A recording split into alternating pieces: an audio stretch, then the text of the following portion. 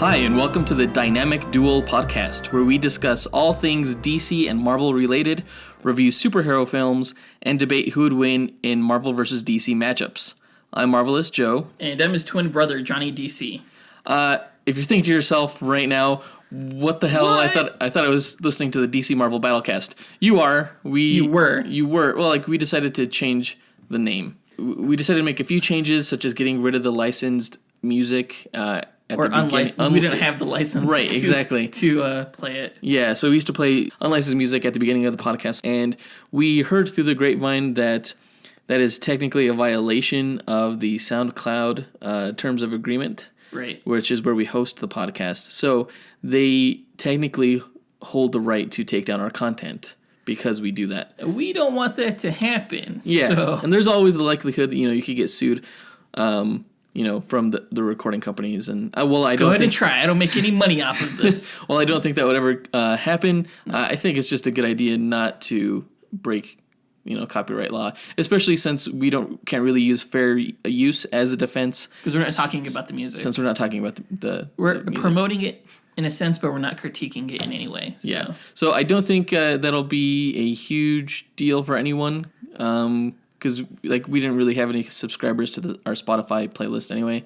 So we're just going to go with this little jingle that we put before this podcast as our new, intro jingle. Yeah, so, really it's something we should have done a long time ago. Yeah. But we're decided to do it now, 30 episodes in. Yeah. 31 episodes. As far as changing the name from DC Marvel Battlecast to Dynamic Duel, Battlecast was a term that it's actually the name of another podcast that does something similar to us that actually came out before we did. Yeah. We didn't really know about it. We just thought Battlecast was a cool term. But it's also used by... It's owned Skylanders thing. Yeah, it's like a game. Yeah. We really didn't own the term Battlecast. And so we decided to go with Dynamic Duel for several reasons. It implies a comic book angle just because of the dynamic duel. Or duo, I should say. Yeah, Batman and Robin. And then it implies there's two of us. And the dual aspect makes you think of the whole, the fight thing that we talk about. Right. So it's DUEL, not DUAL, just in case you're wondering. Dynamic Duel, that's our new name. So other than that, nothing else is changing. No. It's still the same podcast. We'll still be reviewing superhero films and talking about who would win in Marvel and DC fights. This episode, we will be reviewing the Logan film. Right. It came out last week, so we're about a week late on this. But since this is a bi-weekly podcast, the breaks. Yeah. But so look forward to us swapping out. Again, it's the same format. Nothing's changing. Look forward to us swapping out the branding between this episode and the next. Yes. Yeah. We're going to go onto our SoundCloud and change everything that says DC Marvel Battlecast to Dynamic Duel Podcast. Right. And our Twitter feed will change. Our Instagram title will change. Yeah. You shouldn't have to do anything on your end. If we're successful in this, you'll be fine. If you have any questions, you can still email us at the old email address, but our new email address is dynamicduelpodcast@gmail.com. Right. If you have any questions. And again, that's DUEL. Yes. We'll get through this together, folks. This episode, we will be discussing the Suicide Squad Oscar win. We'll be talking about the Guardians of the Galaxy, the third trailer, and the sneak peek clip that came out on Saturday the 11th. We'll also be talking about the Wonder Woman trailer, the third Wonder Woman trailer that came out on Saturday the 11th. And the Entertainment Weekly Thor Ragnarok first look photos. We'll be talking about those. There was a little bit of visual effects footage that was kind of leaked regarding the look of Aquaman and his underwater environment. So, underwear environment. We'll be talking about that. And we'll be talking about the Inhumans casting.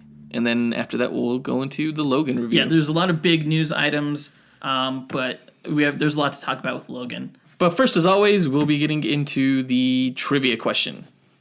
So, congratulations to Spees again, also known as Death by Avid on Twitter and Instagram. Yeah. He correctly answered last week's question, which was, since the year 2000, name 2 black actresses that have played the same Marvel character in a Marvel film and 2 black actresses that have played the same DC character in a DC film. So we were looking for 4 actresses total. Yeah. The answer was Halle Berry and Alexandra Shipp as Storm. Yes. On Marvel's side. And for DC, it was Viola Davis and Angela Bassett as Amanda Waller. Yes. So congratulations to Spees. We went ahead and drew you another no prize. I liked that one. It was pretty good. If you want to see it, go ahead and check us out on Instagram. This time searching for Dynamic Duel Podcast on Instagram. So check us out there. The last question was a Black History Month question. And this one is more St. Patrick's Day themed. So this week we want you to rearrange the anagram Sevens Irish Blarney to give us the superhero code names of a DC character and a Marvel character, both from Ireland.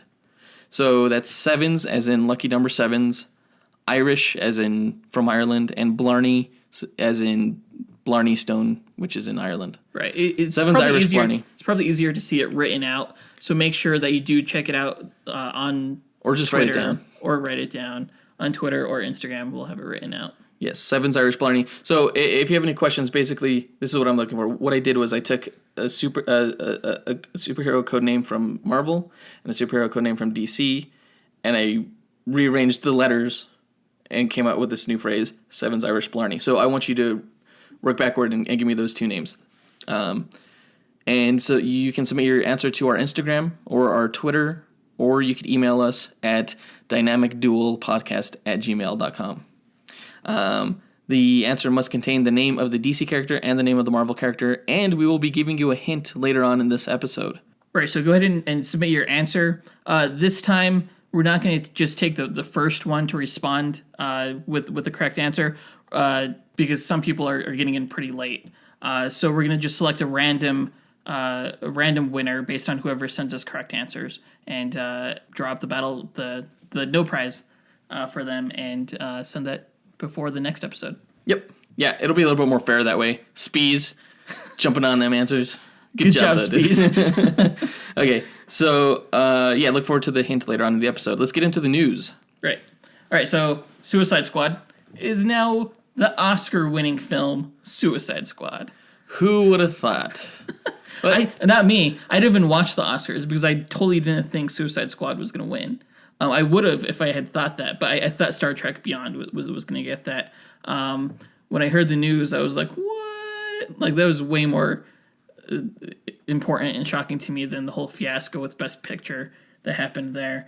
Didn't it also win the most Razzies, though, Suicide Squad? No, that was Batman v Superman. Okay. I think it tied for the most. I think it which is it's so ridiculous.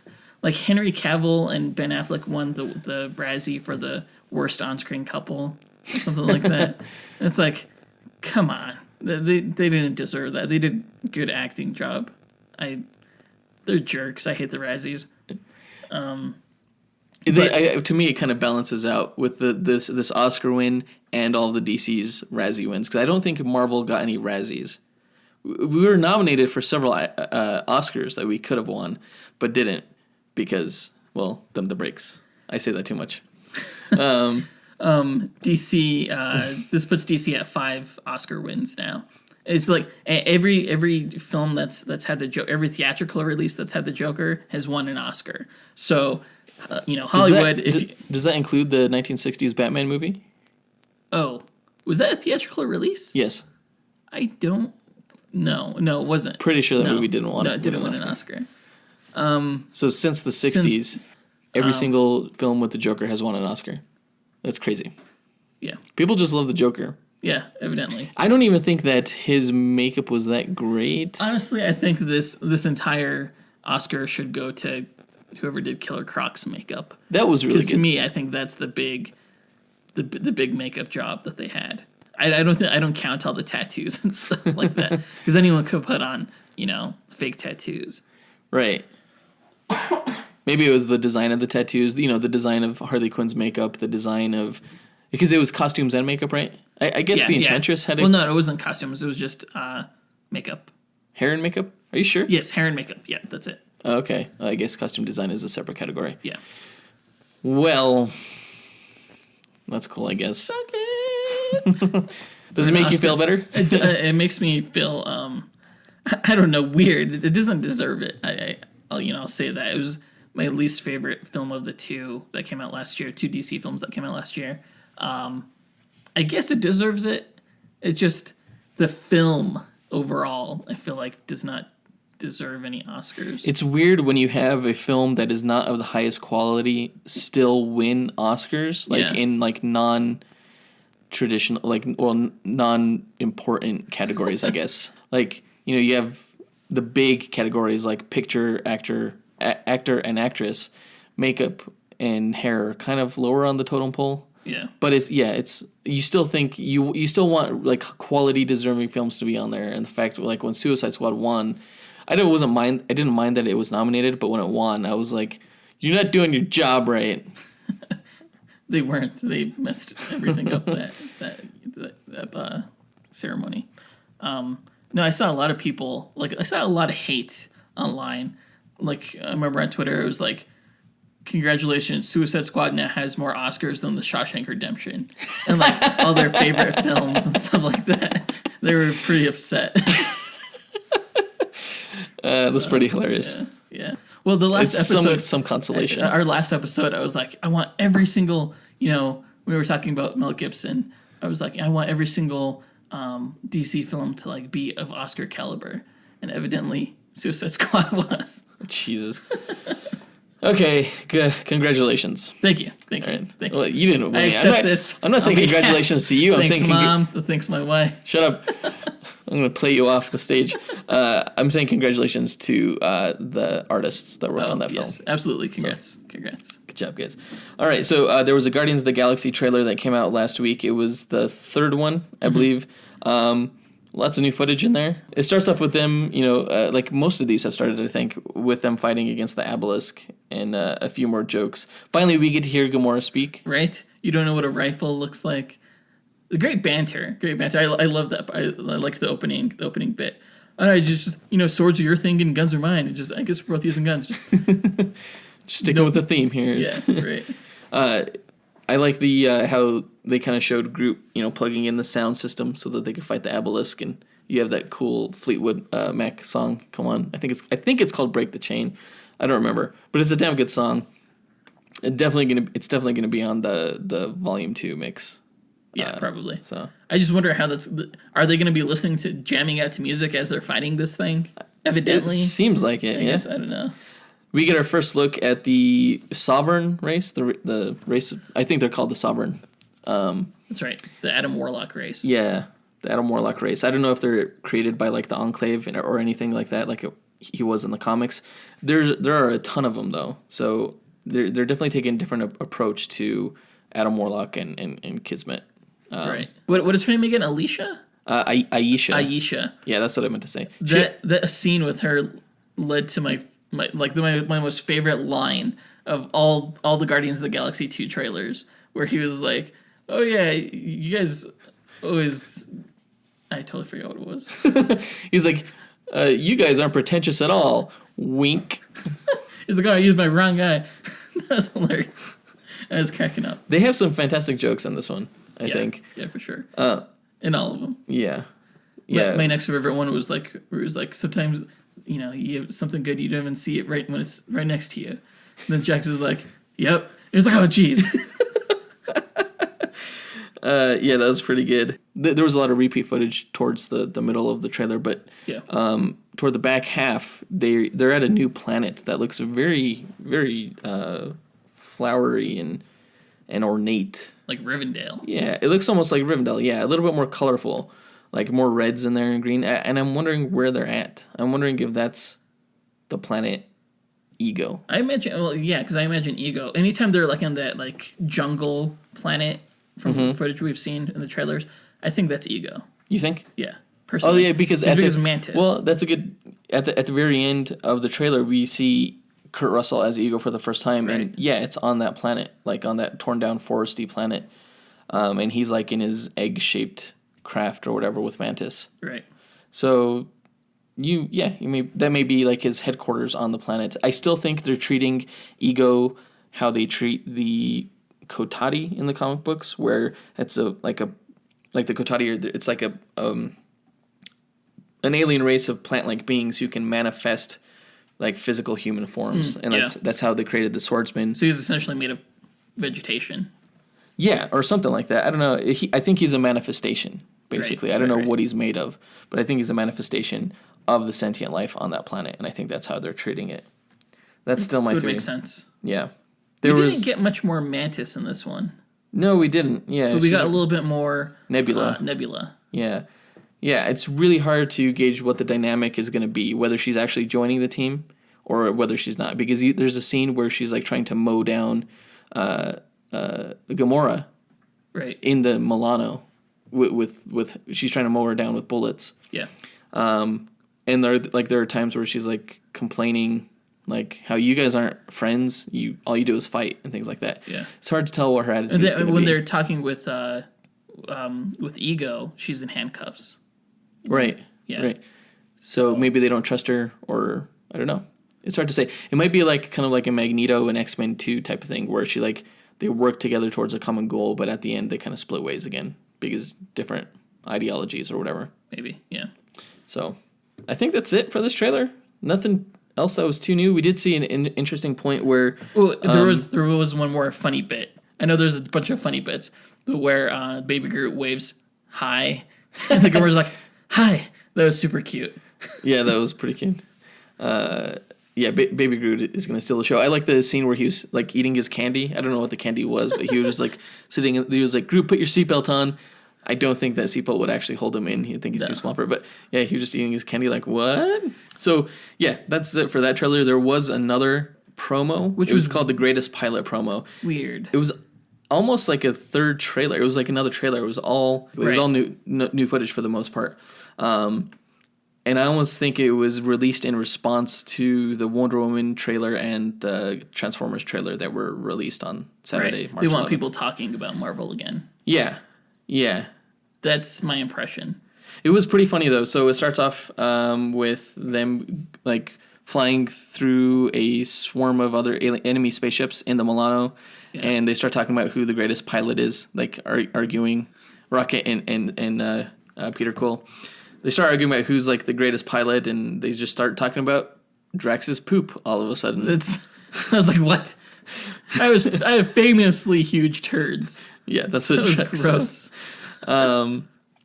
If you haven't seen it yet, I think it was just released today or yesterday. So if you just YouTube Greatest Pilot promo, Guardians of the Galaxy, you'll find it. It's pretty damn good. It's pretty funny. It ends somewhat abruptly, so I almost feel like it was kind of thrown together last minute using like leftover footage from the other trailers maybe that didn't quite make the cut. Yeah, I think it was footage that they decided to cut from the trailer. Like they didn't want them talking about poop and stuff like that. So they're like, let's not use that footage, but we do also see a brief snippet of the clip that was shown at Comic-Con where they described with where Yondu and Rocket Raccoon are trapped behind in this cell, and they're trying to get Baby Groot to rescue them. Right. And he keeps like misunderstanding what they're saying. I remember when Maggie was describing it when we did the podcast episode about last year's Comic-Con, and she was saying how like Baby Groot like would go grab random things like a chair, and then Rocket Raccoon would be like, "That's a chair." In this preview, he brings Yondu's underwear. It's my underwear. He's like, "That's my underwear." Let's never talk about this. Is what Rocket says. So lots of new footage. Still don't know too much about the plot. They're being really vague on that, but the jokes, they're just nonstop. I thought one after the other. They're definitely being vague on the plot details for all the trailers, which is a good thing. I think it's really good. I still want to see it based on the footage that I see. I think the biggest thing that I wish they kind of hadn't done, and some people may disagree, was actually in this latest trailer show Ego and have him say that I'm your father. I think there were still some people who aren't as big diehard comic fanatics as we are who didn't know that, and now they just had that spoiled for them. To be fair, even comic book fans who know who Ego is still have a lot of questions regarding this character. Like even going back to like my theory and everything like that, all it could be is theories right now, because he's being portrayed in such a new way that it's not really recognizable even to comic fans. So yeah. Anyway, overall I think these two previews were great. They just keep amping up my my expectations. It comes for out the film. next month. No, it comes out May. Yeah, first weekend of May. So right. yeah, we will definitely be reviewing it at that time, and I'm all on the hype train right now. I'm all giddy. Like you got your tickets for the fucking hype train. I actually saw that it was a tweet someone made actually about the Wonder Woman trailer. Oh, really? Yeah. Yes, I'm all aboard. Great. Well, I guess that's a good way to go into the Wonder Woman trailer now, because I'm definitely hyped for that. I definitely have my tickets. This was my favorite preview so far for Wonder Woman. Really? Yes. I didn't think it was as strong as I was watching. I watched all three of the major trailers, the Comic-Con one. Oh, back to back. Yeah, back to back, a bunch of times yesterday, just trying to put all the different pieces in sequential order to figure out, put the movie together in my head. Yeah. I think the second one is still my favorite, but this one was good. This one was, this latest trailer to come out at the Nickelodeon Kids' Choice Award, it's called Origins, I think. Yeah, because it starts off with her as a kid. Right. Which is something, I don't know why, I didn't think we were going to see that. So it was definitely interesting to see her as a little kid. The first thing I noticed was that, all these other actresses, oh God, what's her name? Sean Penn. Robin Wright. Robin Wright, yes. yeah. She adopted Gal Gadot's accent. Yeah, I think Robin Wright does it a little bit more successfully than, what is her name? Hippolyta. The Hippolyta actress. What is her name? I don't remember her name. I forget. Yeah. Like the way she said, only the fiercest of us even could. Only the fiercest. I don't know. It was weird. I don't know. that wasn't even close. Only the fiercest of us even could. I don't know. What accent am I doing? Stop it. It's weird. But yeah, so it's instead of having Gal adopt an American accent, all the other actresses are adopting her accent. Yeah, Which I think it makes sense for the Themyscians to have an accent. Makes sense for the character, for sure. I think this was the first time, because I think we've talked in previous trailers where I was complaining that the jokes really were not working for me. Etta Candy? There's only one joke per trailer. No, but in the first trailer where she was secretary, I call that a slave. And then Etta Candy was I like her. Stuff like that didn't work for me. But this is the first time that the jokes actually did work for me. So the whole thing where look, this is jolly old London. And she's it's hideous. And he's yeah, it's not for everyone. It's not for everybody. And the last joke where she's carrying her sword and shield trying to get through the revolving door and everything like that. He's please put the sword away. And then Etta Candy's doesn't go with the outfit. And Chris Pine is just at all. Yeah. Those jokes actually worked for me. They made me laugh. So I thought the second trailers were she's lifting up her skirt and it's how do you fight in this thing? And Etta Candy's reactions and stuff like that. That was okay. That was funny. I think as far as the humor goes, I thought it was going to be mostly miss, and now I'm convinced it's going to be hit or miss, the humor. But at least there are going to be some solid jokes in there. Not that that's what I look for, just that since they're in there, they may as well be funny. I think they're great. I've enjoyed. You would pretty much all of them so far. Yeah. I think Chris Pine's timing on the comedy is perfect. Yeah. For all of them across all the trailers. Yeah. What did you think of young Diana? Again, I didn't expect to see that, but it was cool to with her look. Just you could see the determination in her eyes when her mom's but that sword's not for you. And she was totally gonna wield that sword. Shut up, Mom. Who would wield it? Only our fiercest warrior even could, but that's not you. Oh, good job not doing the accent this time. So we see her getting trained. Yeah. What do you think it means when Hippolyta says she must never know the truth?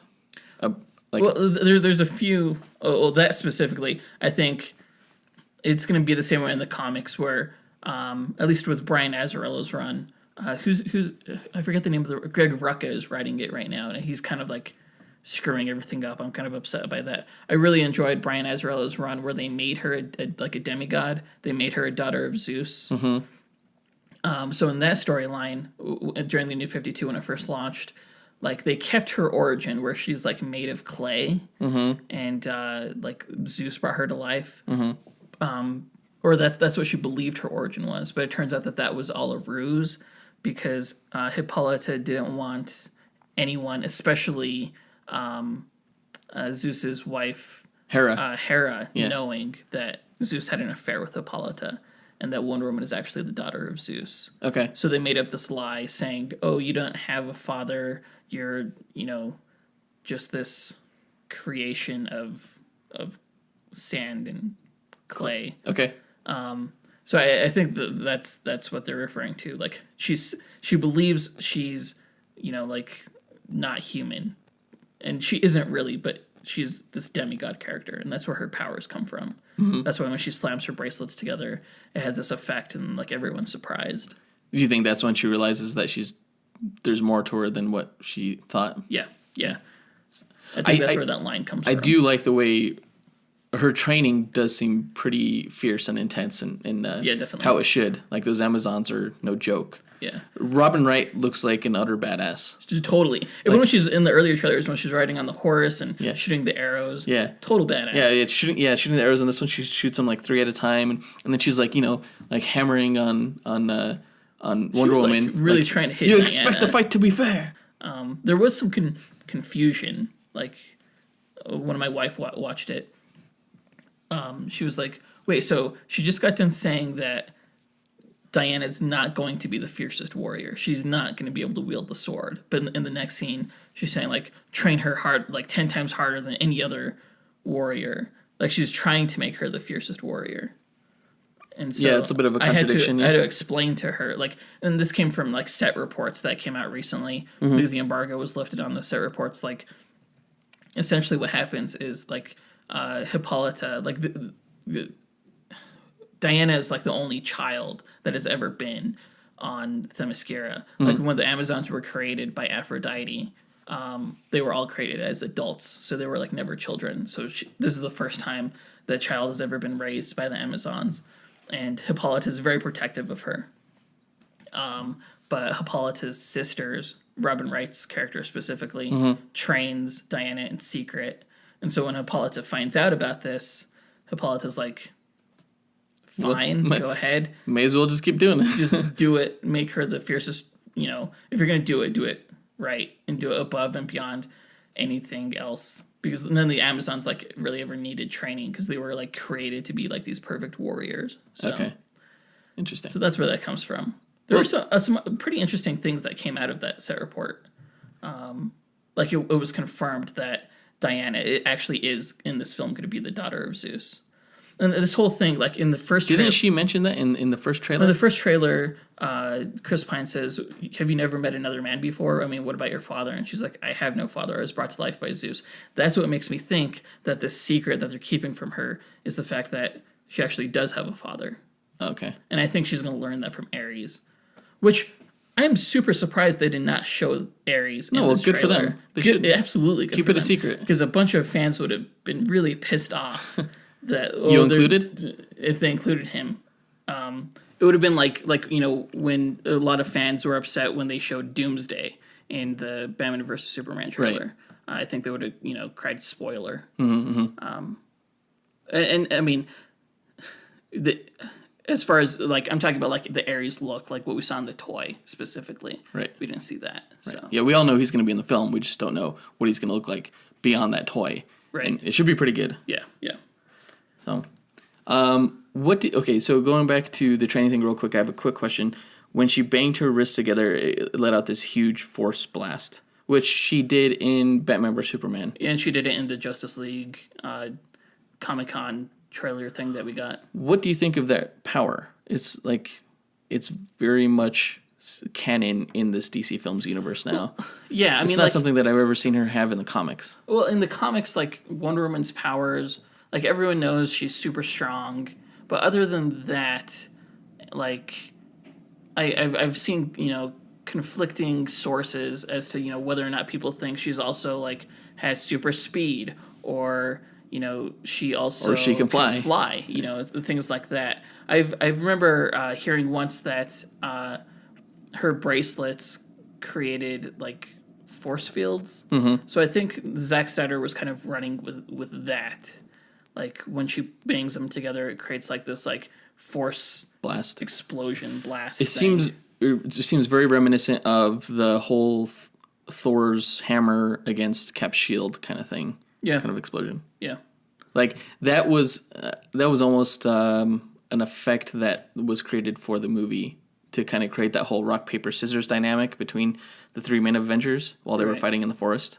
Right. I don't see that. I don't remember seeing that too often in the comics. Where like prior to the Avengers, where Thor would hit Cap's hammer and they would use it as a weapon, kind of like how they did in Avengers: Age of Ultron.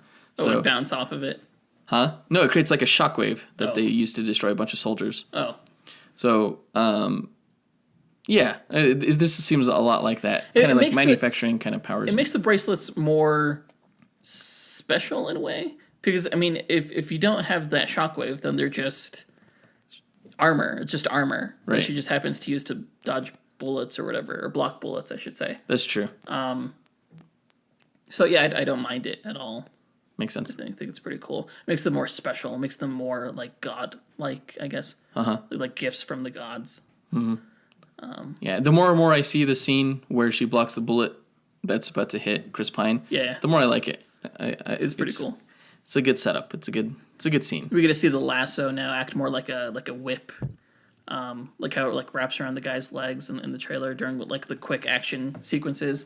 So that was cool too. I always enjoy seeing the lasso used in different ways. Yeah, that lasso should be pretty sweet. Hopefully. I always liked it like as a weapon, as opposed to just something you like put around someone if you want them to tell the truth. Like it should be like, or to just ensnare them. Something, like a whip that you can like sweep them off their feet or throw them into a wall or things like that. Right. Yeah, that'd be cool. It looks good, man. I can't wait for it. Honestly, like June cannot come soon enough. I'm really looking forward to this a lot. Yeah. I used to not be part of the hype train, but now I'm contemplating buying tickets to the hype train. So. Like I think this will be as good as Man of Steel. I hope I'm not setting my expectations too high. See, that's a conflicting statement though, because when you say I hope it's as good as Man of Steel, some people are gonna be like, yeah, Man of Steel was great, and some people are gonna be like, Man of Steel was a piece of shit. So, well, I think Man of Steel was great. I think it was really good. I think it's like one of the best superhero films to come out in a while. Yeah. So I hope it's at least as good as the first Thor movie, because this reminds me a lot of Thor meets Captain America: The First Avenger, but I hope it'll be better than Captain America: The First Avenger, which was a good film, but probably my least favorite of the three Captain America films. So yeah, I can see that. Hopefully like that. I'm hoping this is, I don't know. I think it's going to be really good. Cool. All right, we'll move on to, speaking of Thor, Entertainment Weekly... We have our segues down.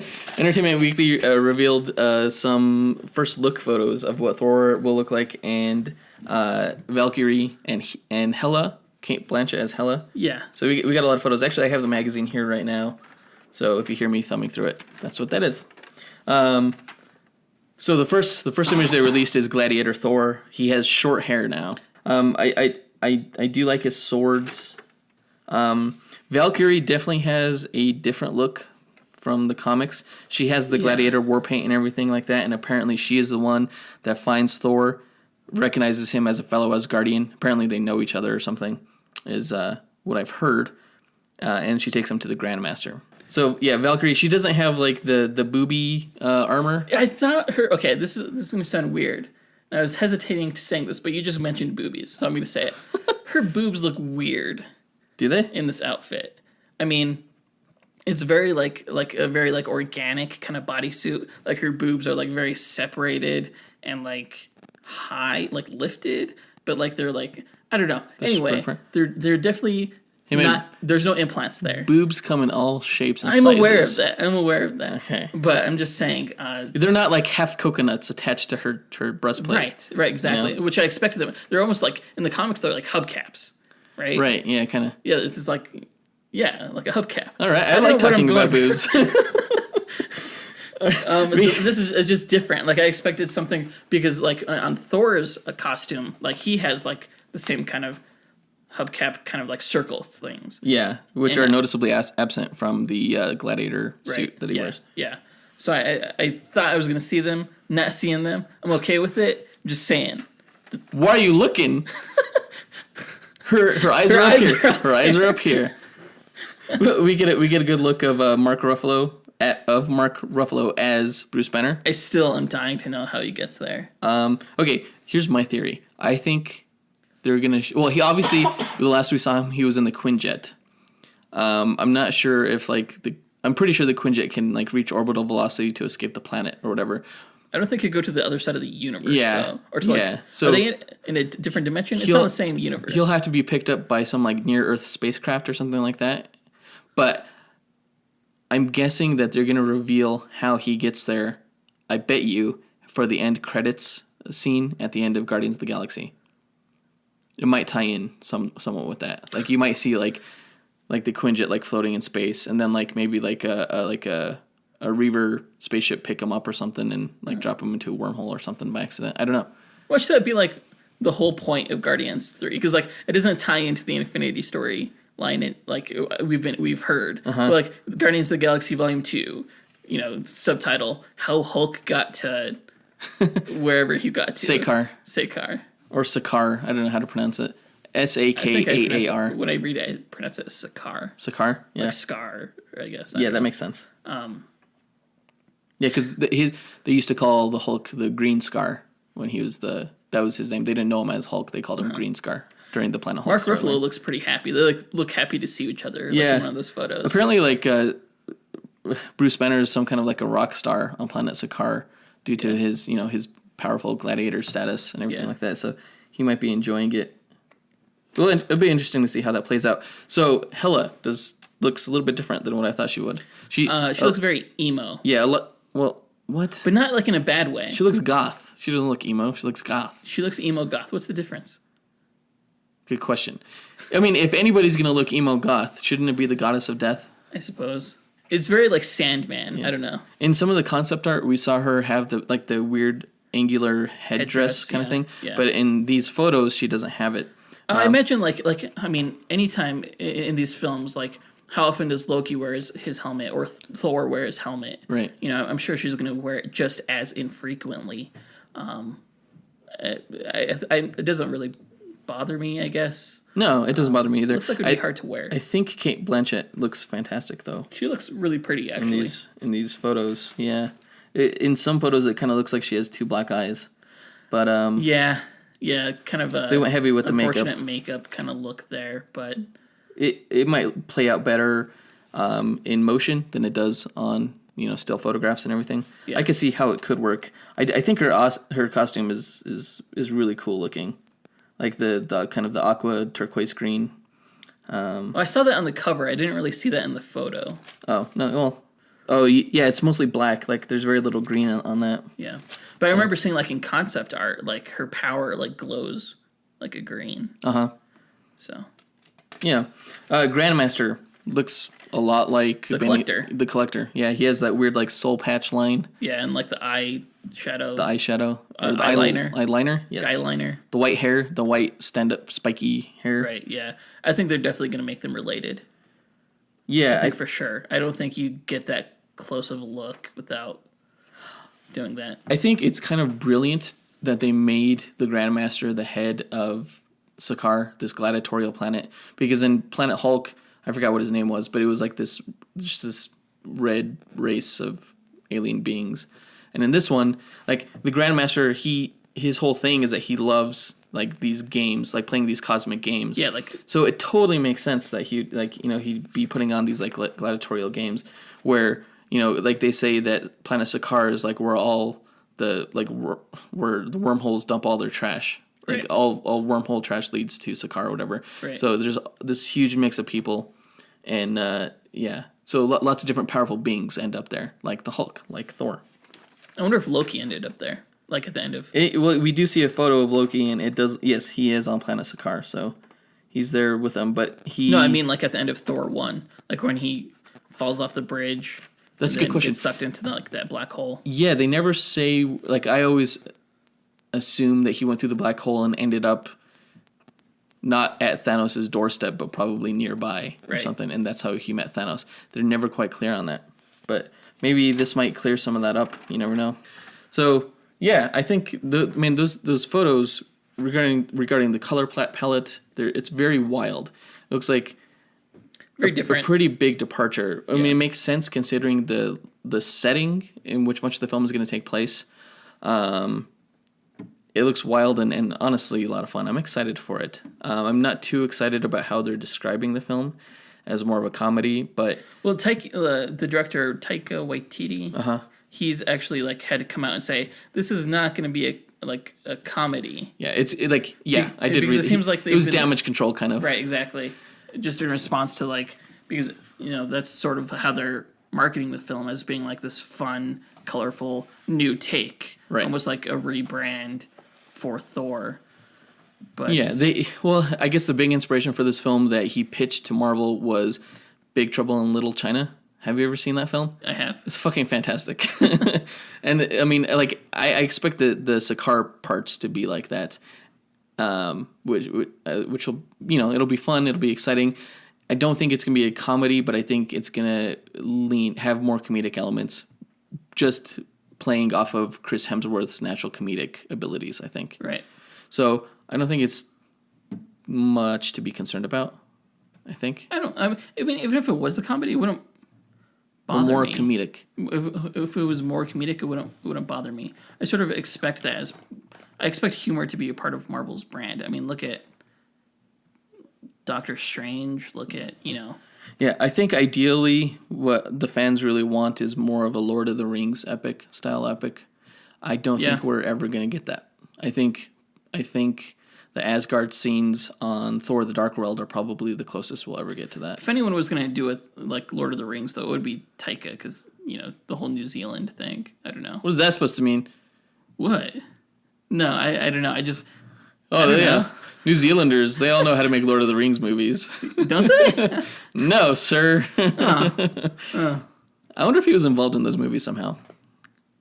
Because I know they utilized a lot of film crew from New Zealand. So I know I'll have to look it up. I know Taika has ties to Jermaine Clement and Brett McKenzie. And Brett was in Lord of the Rings. He was one of the Figwit. elves. Yeah, they named him Figwit.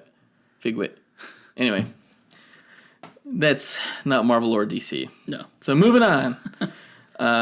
So the Aquaman underwater VFX footage. So it was 2 weeks ago, I think. Zack Snyder released it was on Zack Snyder's birthday. It was on his Vero account, which I still don't know what Vero is. I don't either. But it came out later on Twitter and stuff. It was footage. It was I don't know if it was a footage test or just they said it was a test. It was okay. So it was a footage test of Jason Momoa swimming through water and going up to this beautiful statue. The whole scene was beautiful. Yeah, that underwater coral, it's magical, man. Right. It's magical. Right. And it wasn't it was everything I wanted it to be, honestly. There was great particulate, it had an atmosphere to it. I didn't even think about how the underwater landscapes would look in an Aquaman movie. I always just kind of thought like really dull, murky kind of stuff. But when you see this bright coral and this underwater flora, and everything like that, it's gonna be pretty cool looking. Yeah. When they released the the behind the scenes VFX photo of how they shot this, it kind of ruined some of the magic for me. I was like, I mean, it's cool to see how they do stuff like that. I kind of didn't want to. I mean, I've always been wondering how they're going to do the underwater sequences in this for Aquaman. Ever since we first got our photo of Jason Momoa. Right. I remember, is he gonna be are they gonna film it with him swimming? Well, physically swimming. What they did in that's what they did in BVS. Yes. For that email video snippet. Yeah, this looks nothing like that. No, it doesn't. I initially thought that they were going to, I remember in 300 there was a scene where this the Oracle scene. Do you remember that? Where Leonidas goes to the Oracle and she tells him he has to fight or whatever. I remember Zack Snyder did this really interesting thing where he shot that actress underwater. Right. So like it's very like ethereal. Like her hair is like moving around. So I know like he likes playing. He's almost with, doing like, the reverse of that here. Exactly. Yeah. He likes like playing with like new techniques and stuff like that to get like these specific looks. I thought they were going to do something very unique, and it turns out they're just using green screen, but the end result is still fantastic. They first used these harnesses in the Matrix Revolutions for the flying scenes. Yeah, it's like a flying harness where it's like a loop that attaches around your waist that can pivot in all directions. Yeah, basically. So you can degrees. Yeah, you can spin 360 in it. So that basically swimming in the DC Films universe is gonna be the same as how they make Henry Cavill fly. Yeah, it's gonna be flying. Like when you see the VFX test footage, like Aquaman's legs aren't kicking, his arms aren't like swimming. No, he's just he's just propelling himself through the water, which is pretty cool. It's sort of like how I wanted it to be. I mean, he could kick his legs a little, but for the most part, like I like the idea of Aquaman just sort of like willing himself through the water, I guess. I don't know if I like that. Like even fish, when you see them swim, it doesn't look like they're flying. They still have some kind of like sideways serpentine motion. I don't think this necessarily looks like he's flying. It looks like he's actually like moving through the water. Like there's like a resistance. There's I don't know. It's very fluid, and I think like if there's one like critique, it would be like the movement of his hair. Because I know in the VFX in the behind the scenes shot, like you can see that his hair is tied back. Yeah, in a man bun. And the actual footage, like they obviously added some hair, but like when he breaks, like his hair doesn't like pull forward or anything like that. I don't know. Yeah, they need to work on the hair animation. Yeah. So they're gonna animate the hair basically, and that's it. I bet you. Oh God, what's her name? Mara. Amber Heard. Amber Heard. Yeah, they're probably gonna have her hair pinned up and then animate her hair later on as well. I mean, they've gotten really good at animating hair. I just saw Moana recently, and I was like, "Holy shit! How is that not real hair?" Really? Yeah. Good. For some reason, the song "Under the Sea" came to my head when I saw the VFX footage. Like I saw that, and like the first thing I was like, "Under the sea." Ding ding ding ding. Just because it was so kind of colorful, you know. Yeah. I when I first saw it, I wasn't sure like who he was. I thought it was a person in a chair, like that he was swimming up to, and it wasn't until I saw a higher resolution version of the video that it was a statue. Because like the person sitting in the chair looks very kingly, and I was like, well, why is he swimming up to a king? But now I'm thinking he's swimming up to a statue of the dead king, which is actually like a pretty recent thing in the comics. Mm-hmm. Mm-hmm. Do you know about the Dead King? Nope. He's like a newer Aquaman villain. It turns out he was the very first king of Atlantis. And he was betrayed. Ultimately, he's the one responsible for sinking Atlantis. He had the magic to do it. Okay. He was betrayed, and he was just like, "Fuck you guys," and sank the whole island. Okay. He's a bad guy? Yeah. Interesting. Cool. All right. Is that it for that news? Yeah. Yep. Overall, I'm looking forward more to Aquaman, I think. Just now that I know it's not going to be this horrible, murky, monotone mess that like how it looked in BVS. I never imagined it was going to look like that. That's what I was horrified about. Because James Wan, he does not use a overly saturated color palette in the films that I've seen of his. That's true. So I thought it was going to be kind of just like a dark-looking movie. But now that you see, all these colors, I don't know. My eyeballs appreciated it. As did mine. I think a lot of people. I didn't see anything negative response to it online. Yeah. So that's good. Yep. Getting some goodwill towards DC. It's always good. All right. So the Inhumans cast has been revealed. We had hypothesized in the last episode that we may be discussing the full cast list in the next episode, and here we are. Right. They announced it last week, and I have to say, the cast is better than I ever could have imagined. Is it Matthew Fox good? It's better than Matthew Fox good, man. Sure? Yes. I don't think so. It's not bad. I agree. It's like pretty much. I think perfect. These guys look more like the characters. Like whoever the casting director is, give them a raise because they cast it even better than what my fan cast was. Really excited about it. So Anson Mount is Black Bolt. Not too familiar with the actor, honestly, but He looks cool. He's the star of Hell on Wheels. Yeah.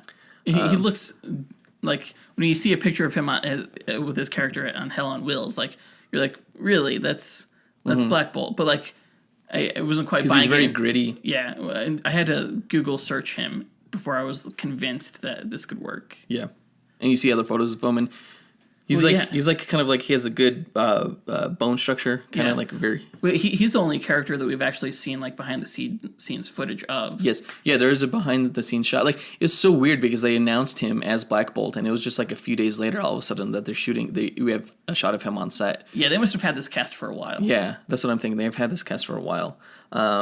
But yeah, so he doesn't have the beard, obviously, as Black Bolt. No. He has this this black suit, but it doesn't have the white or blue, depending on what comic you read, highlights, the zigzag highlights.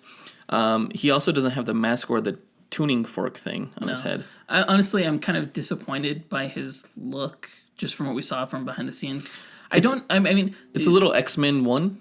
Yeah. It's like a little X-Men 1 style of adaptation of the costumes. But if I was a superhero and I wanted to design like my own superhero costume, it would look pretty damn close to what Black Bolt's is. Really? To me, I think he has like one of the cooler costumes in like all of comic books. Really? Yeah. Just like the wings. I like his wings. The cool, yeah. But and so to see that they're not gonna go, and they may. This just may be him out of costume. This may just be his his normal regal garb. It may not be his fight garb. Right. Is what I'm thinking. So I don't know. It was slightly disappointing until I thought of, well, maybe this just isn't his costume. Yeah. Well, we saw kind of, I don't know how to describe it. It's like a giant paper mache lockjaw. Yeah, a giant paper mache lockjaw. It was all blue, so that's just basically a stand-in for the visual effect. Yeah. But we know that Lockjaw's going to be in the film, and he's going to be gigantic as he is in the comics, and so it'll be pretty cool. Gross, weird-looking character. Good casting for Black Bolt. We've already went over the Ewan Ryan as Maximus. We talked about that last episode. Right. Definitely good casting. Perfect casting. Yeah. He plays a good douchebag character on Game of Thrones. And, he's charismatic. He looks charismatic, so... and intelligent. And intelligent, yeah. All good things. All things that you want to use to describe Maximus. Serinda Swan as Medusa. This may actually be my favorite casting. Yeah, I don't know who she was, but from photographs, absolutely, she's perfect. Like, she has the face. Like, when I close my eyes and I picture Medusa, you've always pictured Serinda Swan. Yes, you just realized it. Yeah, I picture her, and I just like it was always her. It was always her. She's in a TV show called Ballers. I can't wait to she's not a natural redhead, obviously, but and that's who I was always casting in my fan cast. But she could pull off red hair. She could pull off any style of hair she wants to. Kevin Leung as Lung. Yeah. As Karnak. So in my fan cast, I also had an Asian American actor cast as Karnak. Yeah, we totally called that. Yeah. So yeah, I think he looks a lot like Karnak. I think it's brilliant. He's probably the most well-known actor out of this group. For me, at least. Because I remember seeing him in Rush Hour 2. He was in Rush Hour 2. He was in Star Wars. He's been in a lot of. That's right. He was in The Force Awakens. I forgot about that. Yeah. And he was also in Lost. So that whole rumor about a character being from an actor from Lost joining the cast, that was him. Perfect casting. Like I said, give that casting director a raise. Yeah. Same thing with Isabel Cornish as Crystal. Again, don't know who she was. I had to Google all these names, essentially. But I mean, you couldn't get a more perfect Crystal. Yeah, she was a little bit on the younger side. Well, she's supposed to be Medusa's younger sister. Yeah, but this is really younger sister, 20 years younger, 15 years younger. I wouldn't say that, which is not uncommon. Yes, that much. All right, but no, she looks exactly like her. She's looks exactly like her. I'm not too familiar with her as an actress as well. I've heard the name batted around, and she actually honestly doesn't have too many acting credits out there, but I know that she's somewhat famous for dating one of the One Direction guys, because that's what I found out when I Googled her. Okay. But perfect casting. Knew that from your magazines. Shut up. Perfect casting. We have Oh. M.A. M.A. Iquacor. Iquacor. Iquacor. M.A. Iquacor. Iquacor. As Gorgon. So yeah, in my fan cast that I had written out that I didn't actually share with the podcast, I just did it for, when I had some time because that's what you do. Bored. So I wrote it out, and yeah, I cast the guy who was supposed to be one of the front runners to play Luke Cage. I forgot his name now. I had him cast as Gorgon, and yeah, so they went with an African American actor, just like how I did, because the Inhumans are supposed to be diverse. Their whole their first King's Edict was from diversity comes equality. So, which bothers me because they have a monarchy. So how are they about equality? Don't think about it too much. All right. So yeah, he was in the movie Concussion. Ame was. He has a very square face. And Gorgon is always represented in the comics as being very stocky, very built, very broad. So I really like this casting as well. It'll be interesting how they depict like the hoofed feet and everything like that. How he creates the earthquakes and tremors and stuff. Perfect casting, perfect casting. Really like that. And then last but not least, Mike Moe as Triton. He's in the show Empire, which some of you may watch. I remember seeing him in some Street Fighter web series on Machinima or something. I'm not sure. Yeah. I remember he was Ryu. There. Yeah. He was fantastic. It's obviously going to involve a lot of special effects on his look. Yeah. Because Triton is he's like the team's underwater. He's like the creature from the Black Lagoon, kind of. Yeah, kind of. He's like their Aquaman. Yeah, the Inhumans Aquaman. He's the underwater guy. But yeah, he's all green, has scales, so heavy makeup. But he looks like Triton is very kind of sleek, kind of aerodynamic looking, and he has very slim features. Yeah, and so I think he'll definitely pull it off well. He's a pretty good actor. So perfect casting. So there are 2 additional casting reports that we got on the Inhumans cast. One of them is Sonia Balmores as Auron. She is a member of the Royal Guard on Adelan. She's the leader of the Royal Guard, right? She has these weird like a bat fox kind of appearance. It's just the ears, right? It's just she has these big kind of like rabbit ears, kind of almost. They're pointy. Yeah, so she's gonna be in the film. She was used heavily right after the Infinity miniseries that I read, where Black Bolt blew up the Terrigen bombs that released the Terrigen mists over Earth. And in her role, she was tasked with finding Black Bolt by Medusa. So I don't know if they'll go that route in this, but that'll be interesting. Last one is Ellen Woglam. I cannot pronounce any of these names. Ellen Woglam as an undisclosed character. She was in Californication. I don't know who she's going to be. The fact that they haven't disclosed her character makes me think that she might be the human representation. Was it the human proxy? Yes, the human proxy. Or maybe a big spoiler kind of character. I don't know. You never know. Or maybe she's Lockjaw. Maybe. You never know. All right, that's it for the Inhumans news and for the news in general. After the jump, we're going to go ahead and review Logan.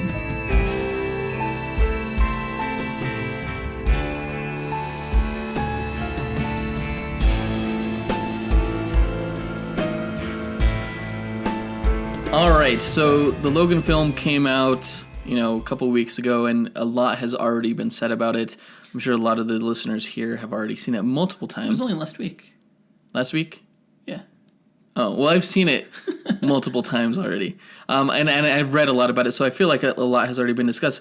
That being said, I have some thoughts. As do I. Really good thoughts, actually. I loved this film. I love that it aspired to transcend the genre, kind of almost in the same sense. Some people were saying before the film came out, and after the film came out, actually, that it is the second best superhero film after The Dark Knight.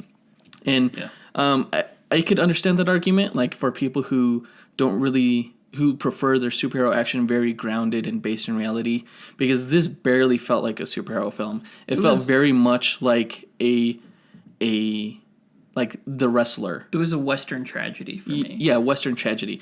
It's very much a tragedy. I think like if you go in looking for like the fun of other superhero fare, you may be disappointed, or kind of sad. It's a sad movie. Because it is a sad film? It's a sad movie. I wasn't disappointed. I was sad walking out of it. Yeah. But like in a good way. Yeah. It's definitely absolutely the most emotional superhero film that has ever been made. There are at least, like, I teared up, like, not once, not twice, but thrice. Like, but then, you know, my eyeballs, like, sucked in the tears back into my head and, you know, shoved them down into my stomach where emotions are supposed to go.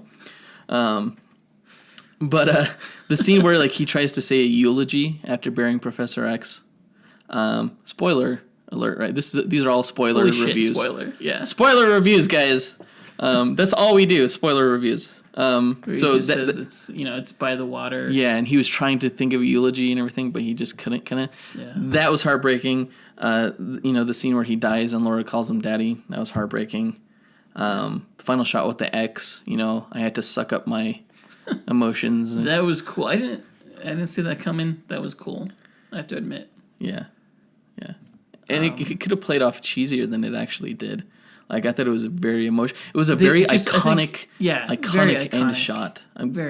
It's exactly like the, you know, because, you know, at the end of Dark Knight when they're talking about like how he's not the hero we deserve, he's just the hero we need, or, you know, whatever. Uh-huh. It's like it's that same kind of like iconicness kind of shot.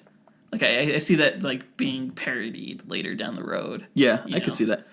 This I agree. I would just have to say that I agree that this is probably the best superhero film to come out since The Dark Knight. I really liked this movie. This is the first Marvel movie that I've seen more than once since it's been a long time. I didn't even see Avengers twice in theaters. Really? Yeah. I wouldn't say it's the second best, because that would imply that it's the best Marvel movie to ever come out, and I don't think... Like, I think it's my favorite. I don't even put it as my favorite X-Men movie, but that's just my own personal taste. I really liked X-Men First Class. I think that's the best way to handle the superhero film. I think it gracefully balanced the fun and the action. However, Logan was not trying to be fun. I'm like in films in general, I think, like or like not films like a true high, well-made film. You know, I don't know what I'm trying to say here. I don't know what you're trying to say either. Okay, so there's like superhero films, and there is like a subgenre of their own, or could be, because like superhero films can fit into other genres, so they're like sort of their own subgenre. It sounds like you're being an apologist, saying that superhero films in general are not as good as other films in general. I probably am being an apologist. I don't feel like I need to be for this film, because it was... Like, anyone who doesn't like superhero films should still see this film, because it's damn good. It commands respect for being what it is, I think. A lot of respect. So, the story takes place in 2029. There have been no mutants for 25 years. Like, it was like Children of Men. Yeah, alkali transigen. They did, like, gene therapy on the food. I think which was really interesting. You don't learn that until later on. Like, it's like breakfast cereals and sugary drinks and stuff like that. Right. That was interesting. It creates an interesting timeline dilemma, and I want to talk about that real quick. So because if there have been no mutants for 25 years, and it's the year 2029, that puts no new mutants being around since the time of X-Men 2. So... I feel like, and that means like all their adventures took place within the span of just a few years. Like all these adventures that they even wrote comic books about in this universe took place in the span of a few years. So my theory is that the original X-Men trilogy is its own timeline. The first three movies? The secondary X-Men trilogy, which is First Class, Days of Future Past, and Apocalypse, I think they're their own timeline. Uh-huh. The future that we see in Days of Future Past that where Sentinels took over. Yeah. I don't think that has anything to do with the original trilogy timeline. I think that's just X-Men First Class's timeline's future.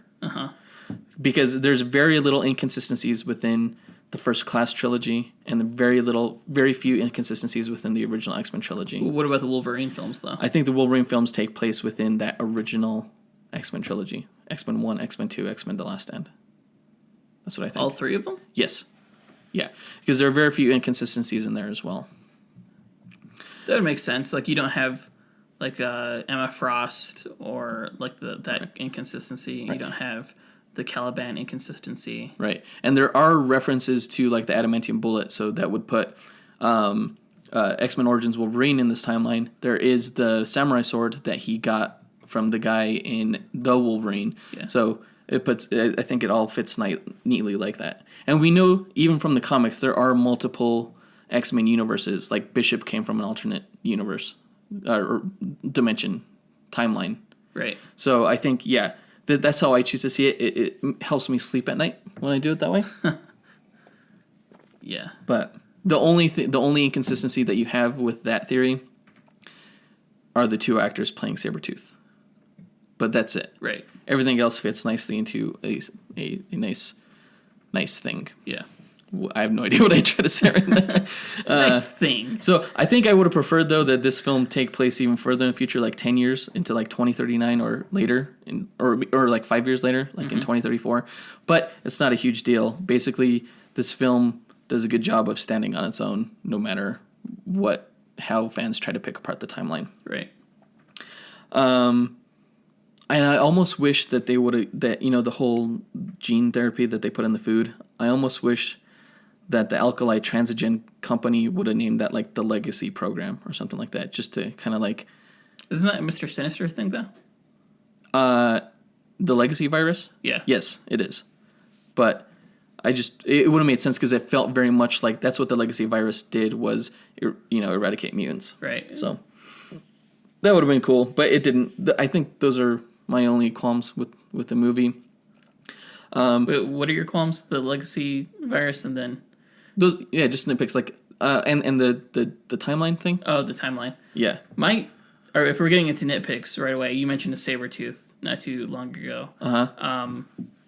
Just to get these right off the bat right away, I wish X-24 was Sabretooth. I told you that, man. No, I thought of that as I was watching the movie. I think it would have been fantastic if X-24 was Sabretooth, or he could have even been Daken. Which is Daken? No, it's pronounced Daken. Ugh, that's dumb. I looked it up. It's Daken. Wolverine's son.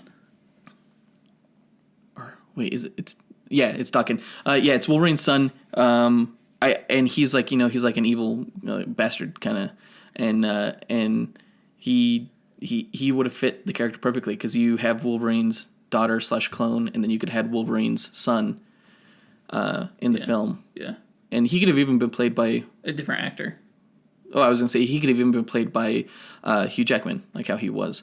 I just, like, when I watch film, I prefer to think that X-24 is Daken. So. This sounds weird when you say it. I don't know. Yeah, you could do that. Yeah. Well, it's Japanese, and Okay. so you can't say Daken because the Japanese don't have a pronunciation for da, and it's not Daken. It's Da. Okay. It's Daken. Yeah, because it means, like, homeless dog kind of thing. Oh.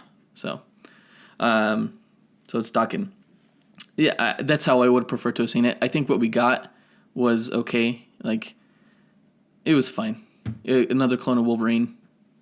It could have been better, but it was fine. I think it was. I don't think it didn't have a severe impact on my enjoyment of the film, despite my preferences.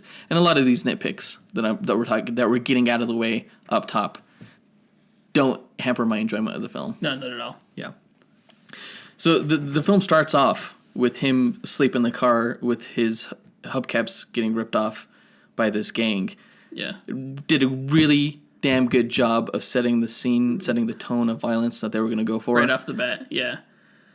It was nuts. That was crazy. I was like, oh, shit. It was so great to see, like, his stab attacks, like, have physical consequence as opposed to just, like, seeing him disappear in people. Right. Like, that shot where like he's trying to protect his car, and you know he's upset and everything. But like once they shoot the car, he like goes into a berserker rage. Yeah. And he like stabs guys in the heads, and you see that shot that was kind of reminiscent of the first Punisher film with Thomas Jane, Or it goes up through the mouth. And he's like, oh, I'm like, oh damn, Oh, he did. He dead. He's dead. No, like it also like when he like first extends his claws and like one of them doesn't like extend all the way. Yeah. That to me like also like I noticed that it spoke to me saying like he's not the Wolverine that he was. He's like definitely not in his prime. There's problems here. Right. And he like can't get it up all the way. He's old.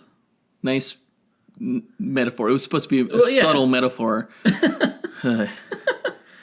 But yeah, no, it was fantastic. It's so great seeing Wolverine cut loose in a way like that we haven't seen him before. Like I thought I've seen Hugh Jackman as Wolverine like get mad and tear shit up before, not like this. No, like he had the scene in X-Men 3 in the forest that was pretty hardcore, and he had the school scene in X-Men 2 where he was attacking those guys. Those don't hold a candle to this. No, not when he's like chopping off limbs and stuff and getting guys in the head. Yeah. Really brutal stuff. Yeah. And the scene later where he's like in the bathroom changing out his clothes and his healing factor is pushing out the bullets and everything like that. That was and you see all his scars and everything like that. That was a great moment as well. So in this story, Wolverine he's driving a limo. That's his job. He's trying to save up enough money so that he and Professor X, who he's taking care of, can buy a boat. Yeah. And, you know, Professor X can live out the rest of his days at sea, and then eventually he can blow his brains out with an adamantium bullet. Yeah. So we saw Donald Trump's like fence in this film, which really surprised me. Is that what that was? That didn't even connect. Like I remember the wall as he was crossing the border. Yeah. But I thought it was. I don't think it was. I wasn't sure if it was Donald Trump. Well, like those guys who were like USA, he was like shouting to like the like there was border patrol and there was that like wall and in some parts it was a fence. That I was like, was this like when was this film written? Like it had to be written within Donald Trump claiming that he wanted to build a wall. Yeah. And maybe it was just like a last. It may be thing. a subtle reference to that. There may actually be some small stretches of wall on the borders that look like that already. Fence. Yeah. So I don't know, but it did feel very topical in terms of like the whole immigration argument. I think. Yeah. It's, with the location and everything, absolutely. Yeah. We see Logan getting prescription pills for Professor X. It turns out Professor X has a brain disease. It's degenerative brain disease. Yeah, and it's slowly taking his mind, but it's also making him very dangerous. And it turns out that he actually killed the X-Men. Yeah. Similar to how it played out in X-Men 2, kind of, where he was connected to Cerebro, he was connected to all the mutants, and he was like, he stunned them all. Yeah. Like these seizures, it has the same effect. So he's being medicated by Wolverine. Well, it's like in the previous films, like when he freezes people, but in this case, he's having a seizure. So like they're also having like they're frozen and they're seizuring as well. They can't do anything. Caliban mentions that like when that happens, he can't breathe. Yeah, I think people suffocate. Yeah, you think? Yeah, it's a really depressing thing. I know in the Old Man Logan storyline in the comics, it's Wolverine that kills all the X-Men. So they kind of flipped it. And they kind of led you to believe that when we first see Wolverine talking with Professor X and Professor X says, "What did you do? What did you do?" Yeah. You kind of think it played out in the same way, but it turns out that it was the opposite. Yeah. And so that was very interesting. I didn't know that was going to happen. Yeah, because I remember when Patrick Stewart was like, "What did you do? What did you do?" I was like waiting for like Hugh Jackman to show like some kind of like remorse on his face. He didn't, right? Because it wasn't him. It was he's like he's annoyed. You know that he's like just tired of this life. Yeah, tired of probably like although he cares very much for Professor X, he's just kind of tired of the situation that he's in. Yeah, for sure. Getting old, man. Watching this film, it's just like, dude, getting old sucks. Like this for me, this film was like I don't know, for some reason it reminded me of like Kingdom Come, which is like my favorite DC story. Just like these, there's something I find really interesting about these heroes who are who were in their prime, who are all of a sudden in their twilight, and like, what does that mean? I mean, people like, does anyone age as gracefully as they want to? No. I don't think they do. Like, you can't control what happens to your body later on, Yeah. you know? And it's a really sad thing. It was sad, like, when he's talking to him, he's like, who are you? And you're the guy who puts me asleep or things like that. And that line at the end where Logan says, it's for your own good. And he's like, no, it's not for my own good. And he's like, you're just waiting for me to die. Yeah. Man, that was deep. Yeah. So deep. It broke my heart. It was, this whole film was heartbreaking. Yeah, it really is. So eventually we see, Wolverine, he gets back out there and he's picking up clients, and that's how he runs into Gabriella and Laura, how he meets them at the first time at the Statue of Liberty Hotel. Before that, there was an interesting scene that I want to touch on briefly, because we've already talked about boobs during this podcast, so we got it out of the way. There was a gratuitous, in my opinion, boob flash in the movie. You thought it was gratuitous? I thought it was pretty gratuitous. The violence was enough to get a rated R, but it was like, just in case, we better put some nudity in there. I don't think it was a just in case thing. It was like, hey, this is rated R. We could put some nudity in here. Really? Yeah. I thought it was. I don't know. I didn't think it was. Obviously, it wasn't necessary to the plot, and it didn't really feel like true to life either. Like, you don't just have like these girls like flashing and like all the other girls like going, hey, yeah. I assume it was a bachelorette party, even though she was wearing a wedding gown. Like, if that happened in real life, they'd be like, Sarah, God, you're such a slut. You're embarrassing me. Put them away. Hey guys, I'm so drunk. Anyway, it was surprising. It was like, whoa. I actually saw some parents, and the first time I saw this, some parents took their kids to see it. I didn't see that. Thank God. I don't think they knew it was rated R. I saw the same thing for Deadpool, though. Yeah, a lot of kids at Deadpool, I remember. So I was like, oh, well, guess what? Now you know. Now you know it's super rated R. Did you see any walkouts? No. Just probably just cover their eyes or something. Yeah. Anyway, so we meet Gabriella and Laura. I guess if I have another nitpick, I am a little disappointed that the character of Gabriella was not Sarah Kinney. Like, you could have made her name Sarah, at least. Because I feel like Sarah Kinney was a huge pivotal person in the history of X-23. Well, Sarah isn't necessarily a Latin name. No, it's not. But I mean, you can have that name in Mexico. I think if you don't know anything about Sarah Kinney or X-23's backstory, you can listen to our podcast where we pit X-23 against Batgirl. And it goes into her backstory. Kane, yeah. But I mean, if you don't know that stuff, you don't care. Gabrielle is fine, but I would have preferred Sarah in that role. So he basically accepts their agreement to escort them up to Eden, in North Dakota, and I guess this is a good time to talk about Donald Pierce. Yeah, Donald Pierce. He did a really good acting job. Good charismatic bad guy. Really good. Like, at first I thought like the southern accent was gonna be annoying. I don't know why. I shouldn't say that. I don't know. I don't know. It's not. Well, it can be annoying if it seems overly stressed. Like if it doesn't seem genuine. I think he had a thick southern accent, but it seemed very genuine. He's a great actor. Yeah, he did a fantastic acting job. Like, especially like the second time I watched it, the guy's a really good actor. Really good. Yeah, in that first scene when he's talking to him in the backseat, and even later on when X-23 snuck into the trunk and they're back at the compound. Right. And then he gets hit in the head with the lead pipe that was thrown by X-23. And we meet X-23 for the first time. Yeah. Such great acting in this whole film across the board. But even by Daphne Keane, who's the actress that played Laura, I wasn't expecting that, I guess. She did a phenomenal job. I can't think of a single, like, even when I was watching the movie, all the acting was across the board was fantastic. Mm-hmm. It was great. In that first fight, not only did she handle the emotional aspects of the role well, she really kick the shit out of out of the physical aspect of the editing was way better than I thought it was going to be, because I remember like in the trailers and stuff, like I remember thinking like, oh, that looks like wire work and stuff like that. And it's like, oh really, you're doing like a spinning cartwheel? Okay, that was badass when she did it like that freaking capoeira, like her toe claws come out for the first time and she like kills those guys. And there's a part where she does like the spinning.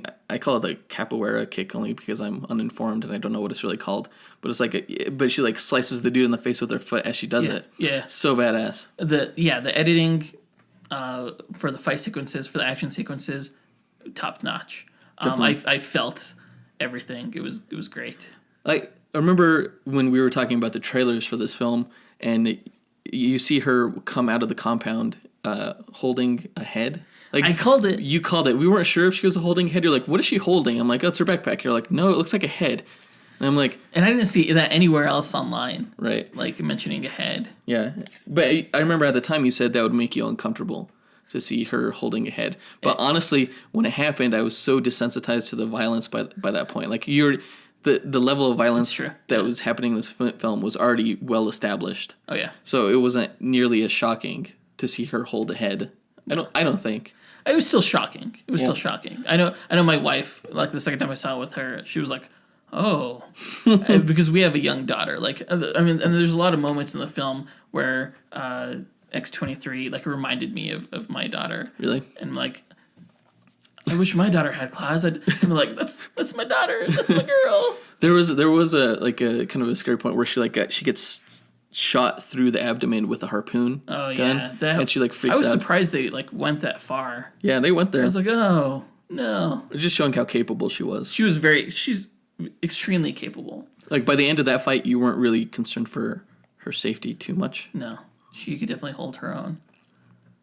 It's like the hit girl thing, like even more so. Yeah, like you're never, because like I was more concerned for hit girl in certain scenes than for Laura. Like I was never concerned really for Laura. Like I always figured she would get out of like any situation she was in, but like it didn't detriment the character in any way either too. Because usually when you're missing that conflict, like the characters become not interesting. But she was interesting from her first shot to her last. Yeah, Yeah, really good character. Yeah, even like so they escape eventually in the limo with Professor X, and one of the first scenes after that is when they're at the gas station. I thought she had some great character moments there.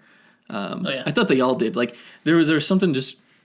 I love that whole scene because like they had like a very real moment where Professor X is like, I have to pee, and you see him like carrying him to the stall and everything like that. And he's like, I know what I'm doing. Yeah. Don't watch me. And he's like, trust me, I'm not. And things like it was played for laughs, but it was very real. Yeah. It's like at some point, like, are we all gonna have to go through that? Like with our parents, like where we become the parent. You know, it's interesting to just, I don't know, when I watch things like that, it makes me think of that. I don't know why, but it's real. Yeah, it's very real. Yeah, I liked when she was riding the horse thing, and she couldn't get to work, so she was gonna stab it, and just good little character moments. Well, the scene in the gas station, like where she flips the gas station attendant or the cashier over, and she like. I remember in the trailer, like I was always wishing, like, man, why didn't she just pull out her claws? And it turns out she did. She did. She did in the film. Yeah, yeah. And then Logan steals the cigars and the car charger, so that he can finish watching that video that basically explains her origin. I thought it's not the same origin that she had in the comics, but it's pretty similar. It was a good one. Yeah. So they're basically, because we can all get behind saving children. Like this evil corporation was going to kill all these children once the X-24 program made them obsolete. Yeah. Because they were kind of unwieldy. Yeah. The X-24 program was interesting too. I don't know if there's an X-24 in the comics. No. But like just seeing like the individual limbs being grown and stuff like that, that was interesting. I was wondering like how they put in the adamantium into like Laura. Like it was kind of ambiguous as to whether it was her whole skeleton or it was just her claws. And I know in the comics it's just her claws, but it was something I was wondering about. I don't think they don't say it explicitly, but I would imagine that it's just her claws as well. That's a lot of adamantium to get a hold of. You can't lace a child's skeleton because they grow. Yeah. Yeah. True. Yeah. There were some other great characters that were, characters that were part of the X-23 program that you see later on. Like Richter is a character from the comics. Oh yeah. Yeah. In the movie, he's like the son of Avalanche. When no way. Donald Pierce was going through the files, Richter is not the son of Avalanche in the comics, but they made it in this one because they have the same powers, basically, like create earthquakes and stuff. And that's why his name is Richter, like Richter scale. So he had like telekinesis in this one though. No, he created a tremor. It was like he could pull up bricks. He shot the ground up to like launch the car, kind of thing. Okay. So he can control like Earth stuff. Okay, that makes sense. Yeah, that was his power. The cell phone footage, like I do remember, like that was maybe the one instance where I was sort of taken out of the film when I was watching it. Because it felt very documentary. Like I was like, holy shit, this nurse, she knows how to use iMovie or whatever the Android equivalent is. It is 2024, so maybe they have better camera videoing like technology. She had narration. Or like you can she has an app on her phone where she could like narrate her videos kind of thing. That's kind of what I chalked that up to because it was a pretty well produced documentary. Right. It did kind of take out of the film because the film itself is not very exposition heavy, but that part was. Yeah. For sure. Yeah. But it was a great origin. It was brilliant. I like how they were talking about like they took like, did they mention like Juarez girls and getting them impregnating them and stuff like that? Yeah, that was really I think. It wasn't Juarez girls. It was Mexico City girls. Mexico City girls. Yeah, just like relevant because I'm pretty sure stuff like that goes on like with cartels and stuff like that. I don't know. Because my wife is interested in stuff like that. So I recognized that. I was like, oh, yeah, that's, kidnapping of girls in Mexico is an issue. And to have them tie that into the story, I thought was very interesting. Yeah. Yeah, definitely. So they go up north toward North Dakota, and I thought they were going to stop in Vegas. That was always my assumption during, like, the trailers and everything like that. It turned out to be an Oklahoma City casino that they stopped at. Oh. More great scenes there. Like, they get there, and, like, you just see, like, Laura being, like, a wide-eyed child at all the bright lights and everything like that. They get there, she sees, like, this outfit that she wants. Their car is just completely, it's a wreck. And Logan's like, keep it out front. Yeah. And the guy's like, A lot of funny scenes during this, especially, like, when they go to the clothes store, and then, like, they get in the elevator, and right away Professor X is digging through the bag, and he finds his fedora to put it on. Well, he tries to give Logan his hat, and he's like, no, I'm not going to put it on now. Yeah. There's some funny scenes throughout this whole film. Like, Professor X essentially was the comic relief, I feel like. Yeah, that's except for, like, I mean, maybe with the exception to, like, the first scene that he was in. Yeah. But, like, once Laura gets involved in the dynamic between Professor X and Laura, like the father or the grandfather and the granddaughter. Yeah. Great relationship. He feels almost, like, giddy with excitement that he gets to, like, he has something that gives him purpose again. Something, yeah. Not just confined to a bed. Yeah. So, while they're at the hotel, they introduced the X-Men comics idea. Right. Was it as how you thought it would? It wasn't as offensive as I thought it was going to be. Offensive? I remember watching the trailer and I'm like, come on, why? Why would they do that? Yeah. It did offend me, like, in a way. Like, I didn't like it at all. But it didn't bother me as much as I thought it would. Is it because he called it ice cream for bedwetters? Is it because Logan himself kind of downplayed it? Or I don't know, maybe it was just used more effectively. I thought they used the X-Men comics pretty effectively in this. Like the whole, it played a bearing on the plot. Like yeah, in how I don't know how they're going to Eden. I don't know how else they would because there was like it was used as like a tension device because like when he realizes that Eden, the coordinates for it were taken from a comic book. Right. Like you're not sure whether or not you can trust that. But I'm like wondering if there like how else could that have been done? Like I could see why Logan would not trust a comic book, but I couldn't think of like any way like how to write around that essentially. Right. Yeah, I thought they were used well. Yeah. Well, during this whole time that they're in Oklahoma, they're using Caliban. The Reavers are using Caliban to track him. Yeah. Stephen Merchant. He did a fantastic job in this role. He's so sympathetic. Super sympathetic. And like he didn't ham it up in any way. He was a very real character, you know. Because I for some reason I was thinking like it was going to be sort of comic relief. Not necessarily even comic relief, but just what's the word? Like campy, I guess, in a way. Okay. It wasn't campy at all. It was very sympathetic. He was very like human, very sarcastic. I love like the dynamic between him and Logan. They're almost like an old married couple. Yeah. Like where he's like ironing a shirt and and confronts him about like you can't even read that bottle anymore. Yeah. I great character. The best Caliban on screen, definitely by far. Way better than the Caliban that was in Apocalypse. I think. Man, it was really. I felt really bad for him when he was talking to Xander Rice, and he was like, "Your men burned me and beat me." Yeah, it felt very real. Like I never knew. That's how he would react. I never knew Stephen Merchant could act in a dramatic role. He wasn't like he wasn't. He was sympathetic without being like weak, I guess. Right. Yeah. Like he wasn't afraid to tell, like, bring up injustices, like him being beaten and stuff like that. And it wasn't like, oh, feel sorry for me. It's like, no, why would I help you? Your men burned me and beat me, you asshole. Yeah, you're savages, yeah. Right. Just a good character. Good character. They get to Oklahoma City. Professor X has the big seizure. Yeah. That was wild. It started getting really grating, like right up to the point where Logan gives him his medicine, like the sound, the sound quality and everything like that. They did a good job with making it like unnerving. Yeah, I have a feeling like some people probably like got sick during that scene. I didn't. I thought it was done well. But it felt like right up before he gave him the medicine, it was like almost ramping up, and I don't know if that was because of the proximity or because these people were like seconds away from all dying. Yeah. Kind of. You know what bothered me though? What? Was the fact that, okay, so my understanding of it was like when he has the seizure, he like freezes everyone like he did in previous films. Yep. Like he freezes their brains just shut off, right? Mm-hmm.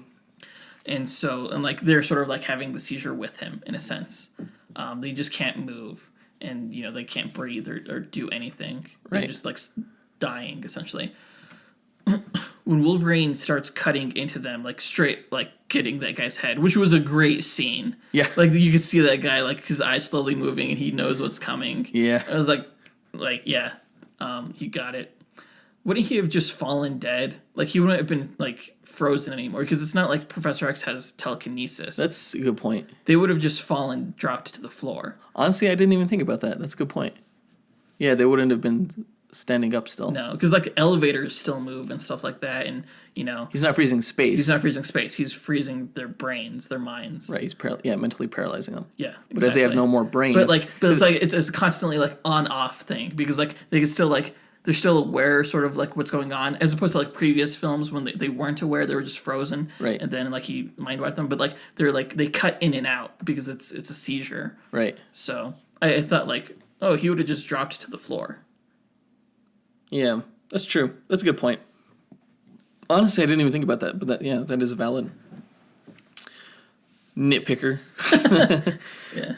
But, no, yeah, so, like, he's able to give him the medicine and they get out of there. Escape down the road.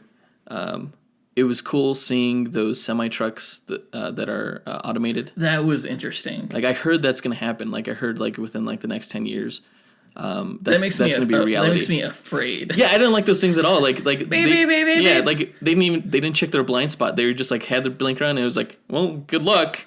Like, we're pulling into this lane. Seriously, yeah. So, well, it could have been sabotage, too. They mentioned that later on. Yeah, they do. Yeah, that's when we meet the Munsons. The Munson family. Yeah. I don't know their names. The Munsons. Yeah, okay. They're called the Munsons. Yeah.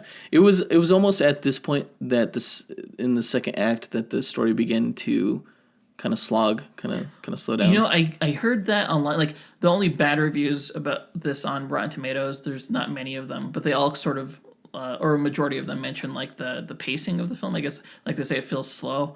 I never got that. Really? Yeah, and not even during this part. I actually really liked the Munsons when they were introduced. Well, I do have to say the dinner scene is one of my favorite scenes from the film. Yeah, for sure. I like it a lot.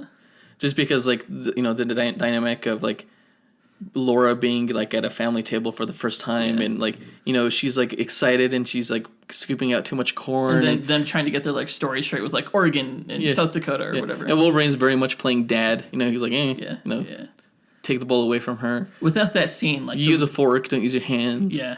Without that scene, the rest of it would, like, what transpires at the house would not have been relevant. Right. Yeah. I don't think so. I love the line where the kid's talking about dropping out of school, and he's like, I'll do it. He's like, I'll do it. He's like, hey, watch what you say in front of this guy. He used to run a school. And he was like, yeah, it was like, well, you could say it was like for kids with special needs. And he was like, that's one way to put it. Logan used to go there. Yeah, got kicked out a few times. Yeah, such a great scene. Yeah. Like, it was really what the film needed. Totally. Especially for what transpired next. Which was super heartbreaking. It was super sad. Like, and you see, like, Professor X, he's laying in bed, and he, you know, he says that he realizes now what he did, that it was his fault. He doesn't deserve to be happy, basically, is what he says. And even before that, like, where he's like telling Logan to, like, this is what life is, like feel it, like, take time to feel, to enjoy it. Yeah, you still have time. Right. And the real tragedy of this film is that he doesn't really get to feel it. He doesn't get to enjoy it. No. He doesn't at all. He doesn't get that. Like, if that end Neither goal, of them. If that end goal is this kind of happiness, the end goal is not realized. No.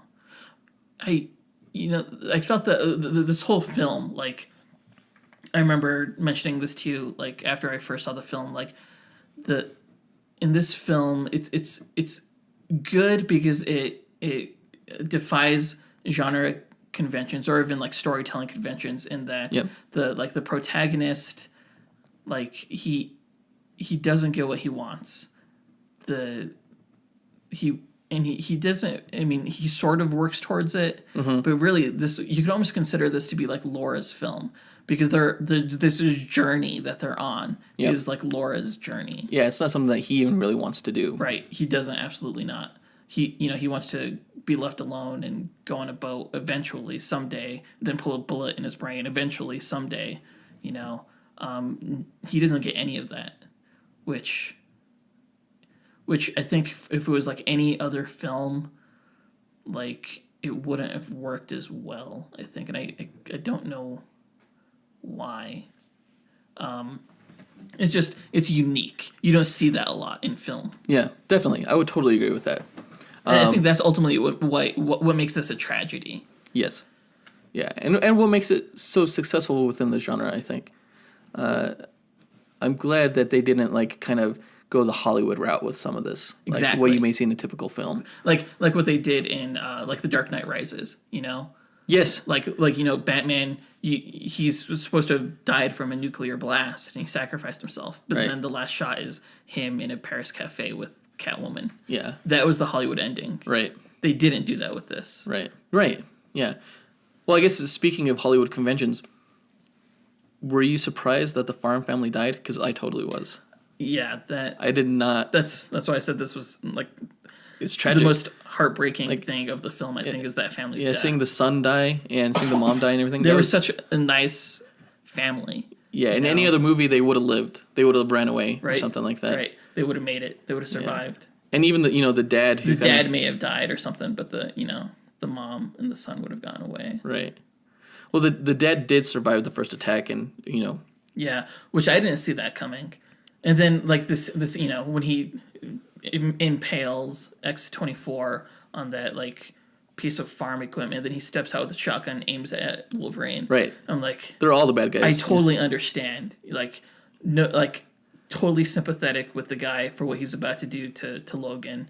And you can see it on Logan's face, too. He's like, I deserve this. Do it. Just do it, I get it. Do it. Right. And then he doesn't get to, and then he dies. Yeah. And it's like, yeah. Even that guy doesn't, like, get what he wants. Yeah. Does anyone in this film get what they want? No one does. Not really. Maybe the other kids besides Laura. Because Laura wanted a father. Right. So they really show that, especially towards the end, like after Professor X dies. He needed. She wanted him to come along with them into Canada and stuff like that. Yeah.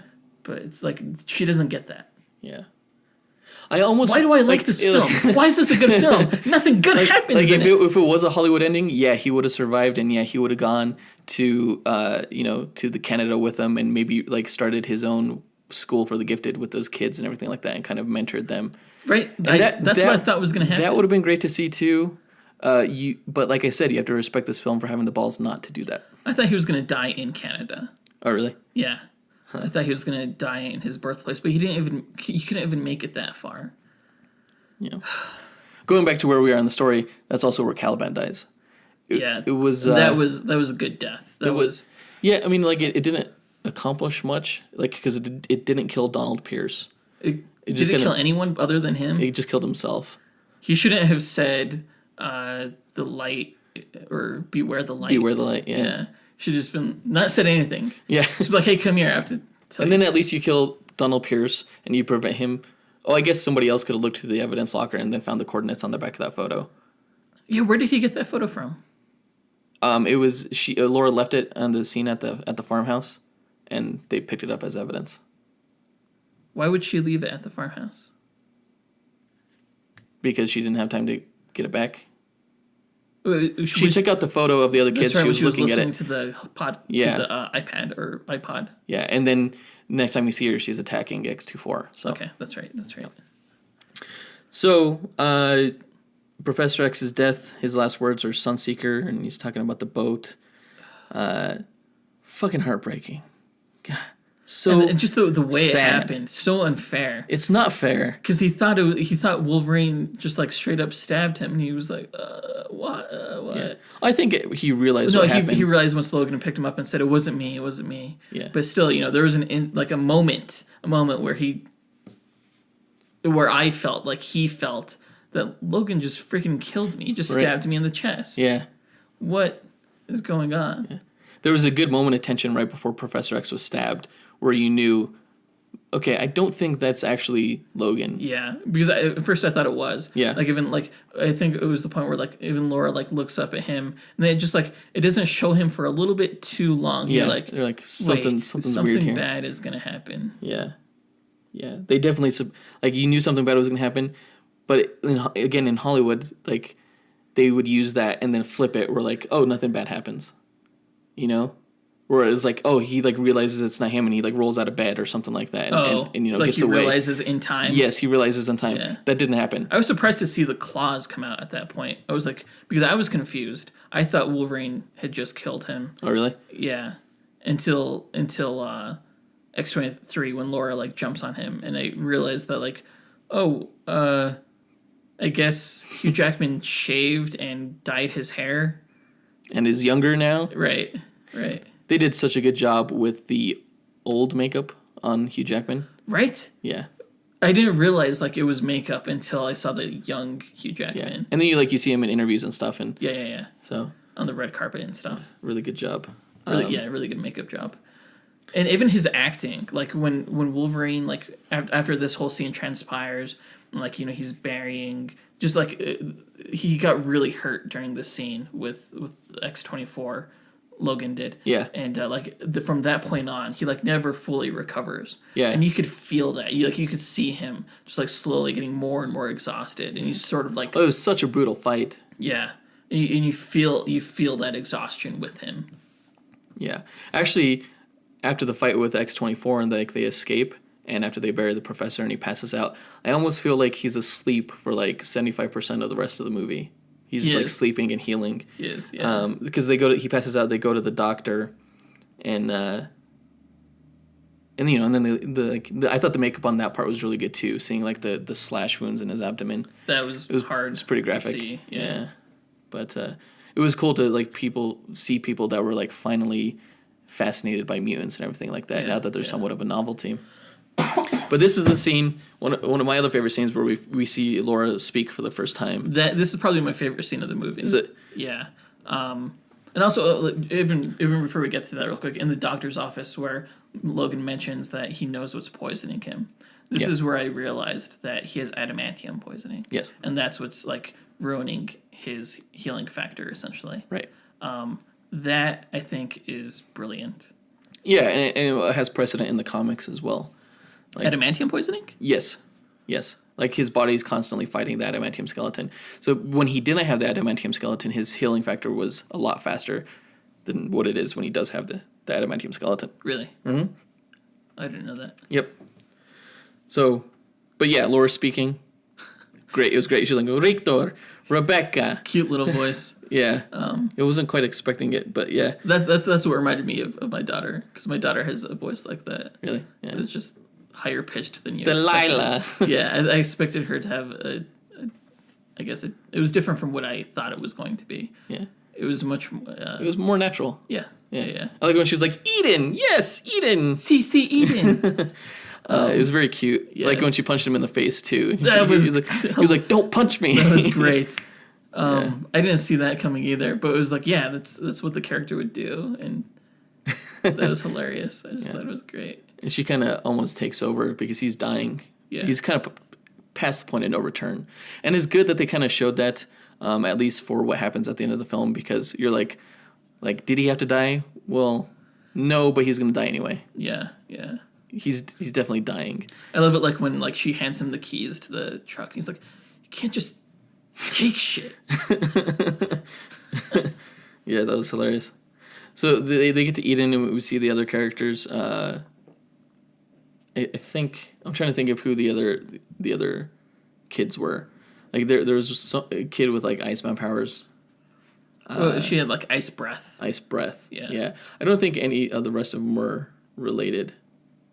Not in the same sense that like Rictor was like an actual character from the comics or anything. Yeah. It's just like I feel like a lot of the X movies have like these fake mutants. Like they're just like, oh, what can we do with visual effects? Okay, let's do a character that does that. Right. But I did have some favorites, like the little black kid. He was cool. He was fantastic. Yeah. Yeah, he was adorable. Like when he was holding the Wolverine action figure. Yeah. I kind of felt like they should have shown that earlier, because earlier like he had like a toy truck when they first pull up like Logan in the what is it called, like a slab, like a gurney slab kind of thing. Like if they would have shown like they had some Wolverine worship even earlier, I think it would have been touching. Well, I mean they they do cut his hair to look how he looked in the comics. That to me, that scene was like, you were wondering how that happened when we were discussing the trailer. She was like, why does he have his hair all of a sudden? Yeah. But like it's totally something like, because my daughter's totally like cut her own hair before, and I found like the way I found out was ridiculous. But just like I wonder how they actually filmed that scene, because that would be dangerous to have like little kids just like scissoring your face. Yeah, accidentally nick your chin or something like that. Right. Yeah, because those are real scissors. Yeah, it looked like.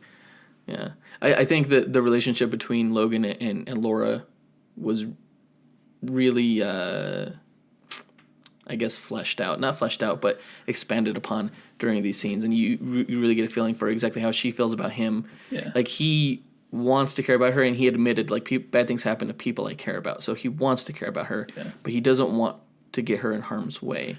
Well, for me, like the scene where like they're driving and he's like falling asleep. They're driving from the hospital to Eden, and like he's falling asleep at the wheel, and she's like, Charles told me that you want to die, and then not to let you. To me, I think that was sort of explained like her relationship towards him in a way. She always cared for him, and she feels responsible for him in a way that he really doesn't feel responsible for her, which was interesting. Well, he was protecting her the whole time.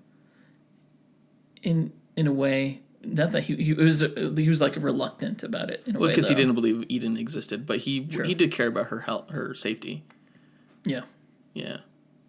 But it's weird. It sucks because like this whole bad things happen to people I care about. It's not technically true. It's not like he has some kind of curse on him and everything like that. But that's what he feels like it is. It's just a matter of coincidence. Like a lot of things have happened to, especially with what just happened with Caliban and Charles, right?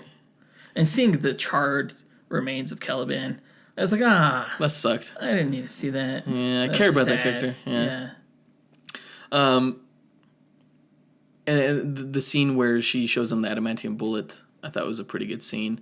The adamantium bullet itself raises an interesting question because that's obviously from X-Men Origins, the adamantium bullet was used to erase his memories. And you're right. I remember you telling me that. And it wouldn't go through his head. It ricocheted off his head, but it gave him enough damage, like concussive damage. It dented his skull to erase the memories wherever they're physically located in the brain. I don't know. It was a stupid-ass movie, but they did bring the adamantium bullet back here. It's interesting that instead of doing that, it kind of blasted off Wolverine's X-24's head. Yeah. I don't think X-24 had an adamantium skeleton. It would make sense. I think he just had the adamantium claws. Yeah. Because that bullet was able to go through his head. So I think he had a system kind of like X-23, Laura did, where it was just the adamantium claws. Yeah. I didn't know, though, that an adamantium bullet would prevent you from not healing back. But Wolverine himself was planning on using it to kill himself, so you just have to assume that that was the case for this movie. Well, I remember, didn't you say, like, as long as his brain is intact, like, he could heal? Oh, yeah, I remember during the Battlecast in our last episode, you mentioned that his adamantium skull is such a good helmet. Right. That... Yeah. Yeah, if you sever the connection between his brain and the rest of his body, then yeah, his healing factor doesn't work, which is why you could kill him by decapitating him.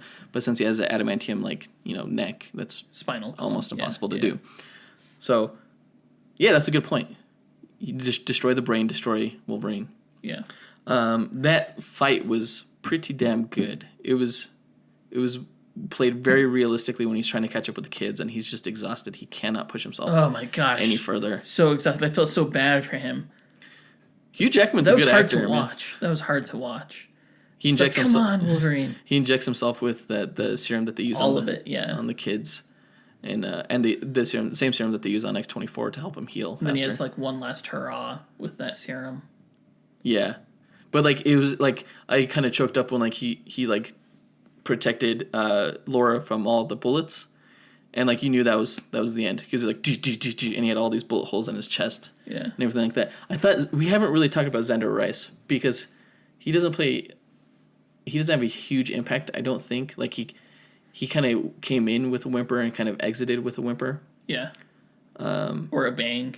But yeah, that went against expectations too because he was pretty much mid-sentence. He was monologuing. I jumped at that part. Yeah, he was monologuing. And this movie is not a conventional Hollywood movie, so I'm not going to let you do that. I loved that though. I loved that. I was like, you know what? Fuck your monologuing. You die now. Yeah, that was so fantastic. Good. It was mid-sentence for Donald Pierce. Oh, was it? Yeah. Oh, okay. Yeah, he was like, yeah, you better... Yeah. I didn't see it coming at all. Yeah. I knew it was eventually going to come, but not mid-sentence, not when it happened. Yeah. It was so good. It was great. I love the music that they played when Wolverine and Laura were finally fighting, back-to-back, kind of fighting together as a team, as a unit. Uh-huh. Oh, really? The music I thought was pretty good. It was the theme to Logan and everything, but it was very Western, but very adventurous and everything like that. Uh-huh. I liked it. That was a good moment. It was his last great moment. There were some moments in there where I guess if there were any bad acting moments, some of the kids, with the chick with who controls pine needles or whatever that was. Yeah, that was pretty bad. All right, but they're kid actors, so you could forgive them. Right. Yeah, that was pretty bad. It was brutal how she killed that guy. He exploded from pine needles? Yeah. I thought the girl with the ice breath breaking that guy's arm off, I thought that was more brutal. Yeah, that was pretty awesome. So Richter, he lifts up the truck and it smashes X-24, and his last thing is run, and all of a everyone, sudden, right before him, and he's pulling him away and killing him, and he's still saying run. So heartbreaking. Yeah. And then he goes through the stump, and that's it. And it's really, like you said, this feels like Laura's movie. It really does, because she's the one that delivers the final blow. Yeah, the coup de grace. I noticed that. Wolverine... His role was almost more self-sacrifice. Yeah. To try to get them time. But, if she didn't shoot him, they all would have been dead. Died. Yeah. She delivers the final blow, which I thought was surprising. And I didn't necessarily like it, the way that was done. Yeah. I kind of wish Wolverine... grabbed the gun. Or something. I wish Wolverine would have killed X-24. It would have been great to have him save the day, I think. Yeah, but I also wish he would have lived. I also wish he would have, taught the kids at a Canadian school. There's a lot of things I wish for in this life that don't happen. Life isn't fair, and I think this film really emphasized that, but in a very satisfying way. Yeah, it was very true to life. Despite all that, despite the fact he didn't deliver the final blow, despite it wasn't him that ultimately saved the day. He did save the kids. The girls survived. It was kids still survived. The girls survived. He did play a role in saving them. Right. If he wasn't there, they all would have died. They all would have been captured. Right. So, really heartbreaking when he was dying, and he grabbed her hand at the end. She didn't grab his hand like how she did at the Professor X burial scene. Yeah. He grabbed her hand. There was this interesting thing on Twitter I saw recently where in the movie The Wolverine, when what's the girl's name with the red hair, the Japanese girl? I don't remember, but she can predict the future. She can see how people die. Yeah, and she said that Logan was going to die with his heart in his hand. There's blood everywhere, and you have your heart in your hand. Yeah. Yeah. And so, like, they tweeted James Mangold. They're like, you knew it from the beginning. Yeah, because he holds her hand while he dies, and she's his heart. I don't think they meant to do that. I think that's just a good coincidence that they just kind of ran with. Interesting, yeah. But there was one thing. It was a very emotional death scene with Laura crying and saying "Daddy." Yeah, I started leaking a little bit of awesome right there. There was one thing that really bothered me though, that kind of prevented me from like fully like getting in the moment. What? And that was Laura was crying out of her nose. There was like a big like snot drip as she was crying that was just like getting closer and closer to her lip, and I was like, oh my gosh, it's going in her mouth. Wipe it away. Hey, it's reality, man. I guess. You leak from the eyeballs, you leak from the nose. There's a lot of things I wanted in this film. One of them was for her to wipe her nose. You just don't get them. I wanted Logan to teach the kids at a Canadian school. How dare you ruin such an emotional moment. It was very emotional when the kids buried him, and like you had the kid with the action figure. I need to see the movie Shane. I really want. Yeah, it makes me want to see the movie Shane. I've always heard it was really good. The whole like a true masterpiece. Soliloquy that she gave at the end. Yeah. At first, I didn't connect the two, but then I remembered. I was like, oh yeah, that's what that guy was saying when they were watching the movie. Yeah. At the hotel. Yeah. Fantastic. I mean, and it really is ripping off another film, but it was used really well regardless here. I just want to see like all the parallels. Like, are there more parallels than just like that quote, that monologue to the movie Shane? Yeah. Like, did that serve as an inspiration for this film? And are there like homages that I'm just not aware of? Maybe. Mm-hmm. Mm-hmm.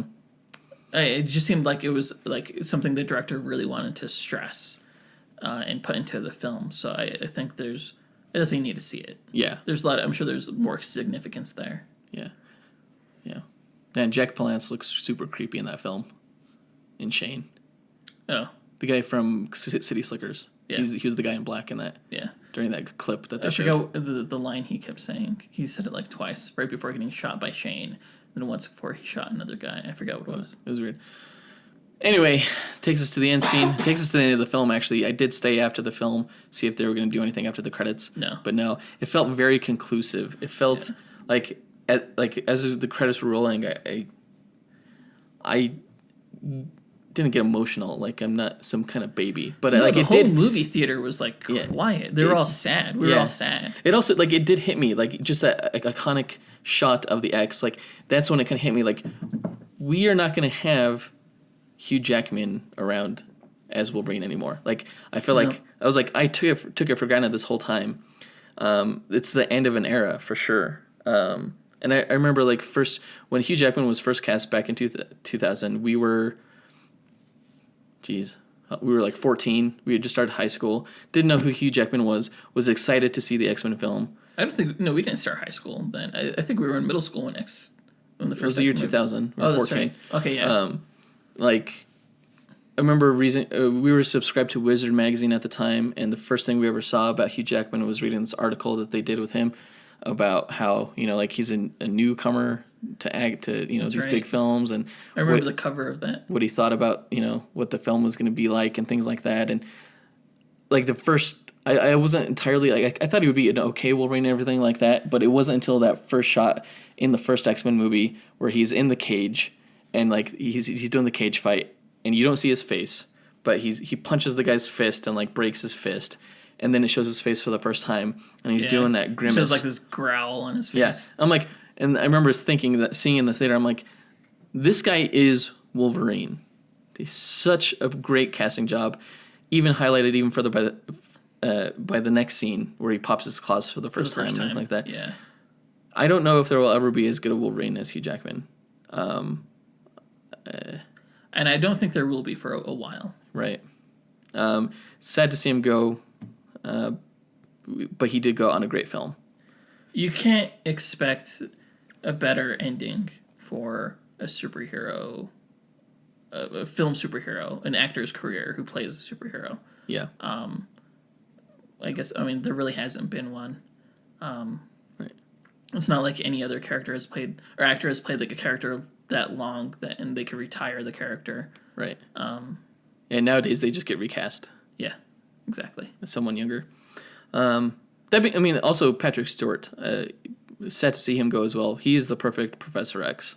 Although he's actually said like this may or may not be my last one. Like, oh really? He would like to be. If he goes back and forth. Yeah. Yeah. If he could be in Deadpool, he said he would be. I hope Hugh Jackman doesn't go back and forth. I really want this to be his last film because last Xavier film, last X-Men film. I said Hugh Jackman. I really want this to be his last Wolverine film. Yeah. No, I don't think he will. Yeah. I hope he sticks with it. I think this movie will be just all that more impactful if he sticks to what he said. So yeah, hopefully. Yeah, you can't end on that shot and then see Hugh Jackman pop up as Wolverine again. Were you almost expecting to see his hand come through the grave as they were zooming in on no. I was wondering if they like might do that. Dead kind of like thing? Evil Dead kind of thing. I'm glad they didn't do that because you could always rationalize his coming back from the because he can heal. That's his thing, right. And given enough time, he could probably come back from that. But they're doing it with Superman. They buried Superman. Right. Exactly.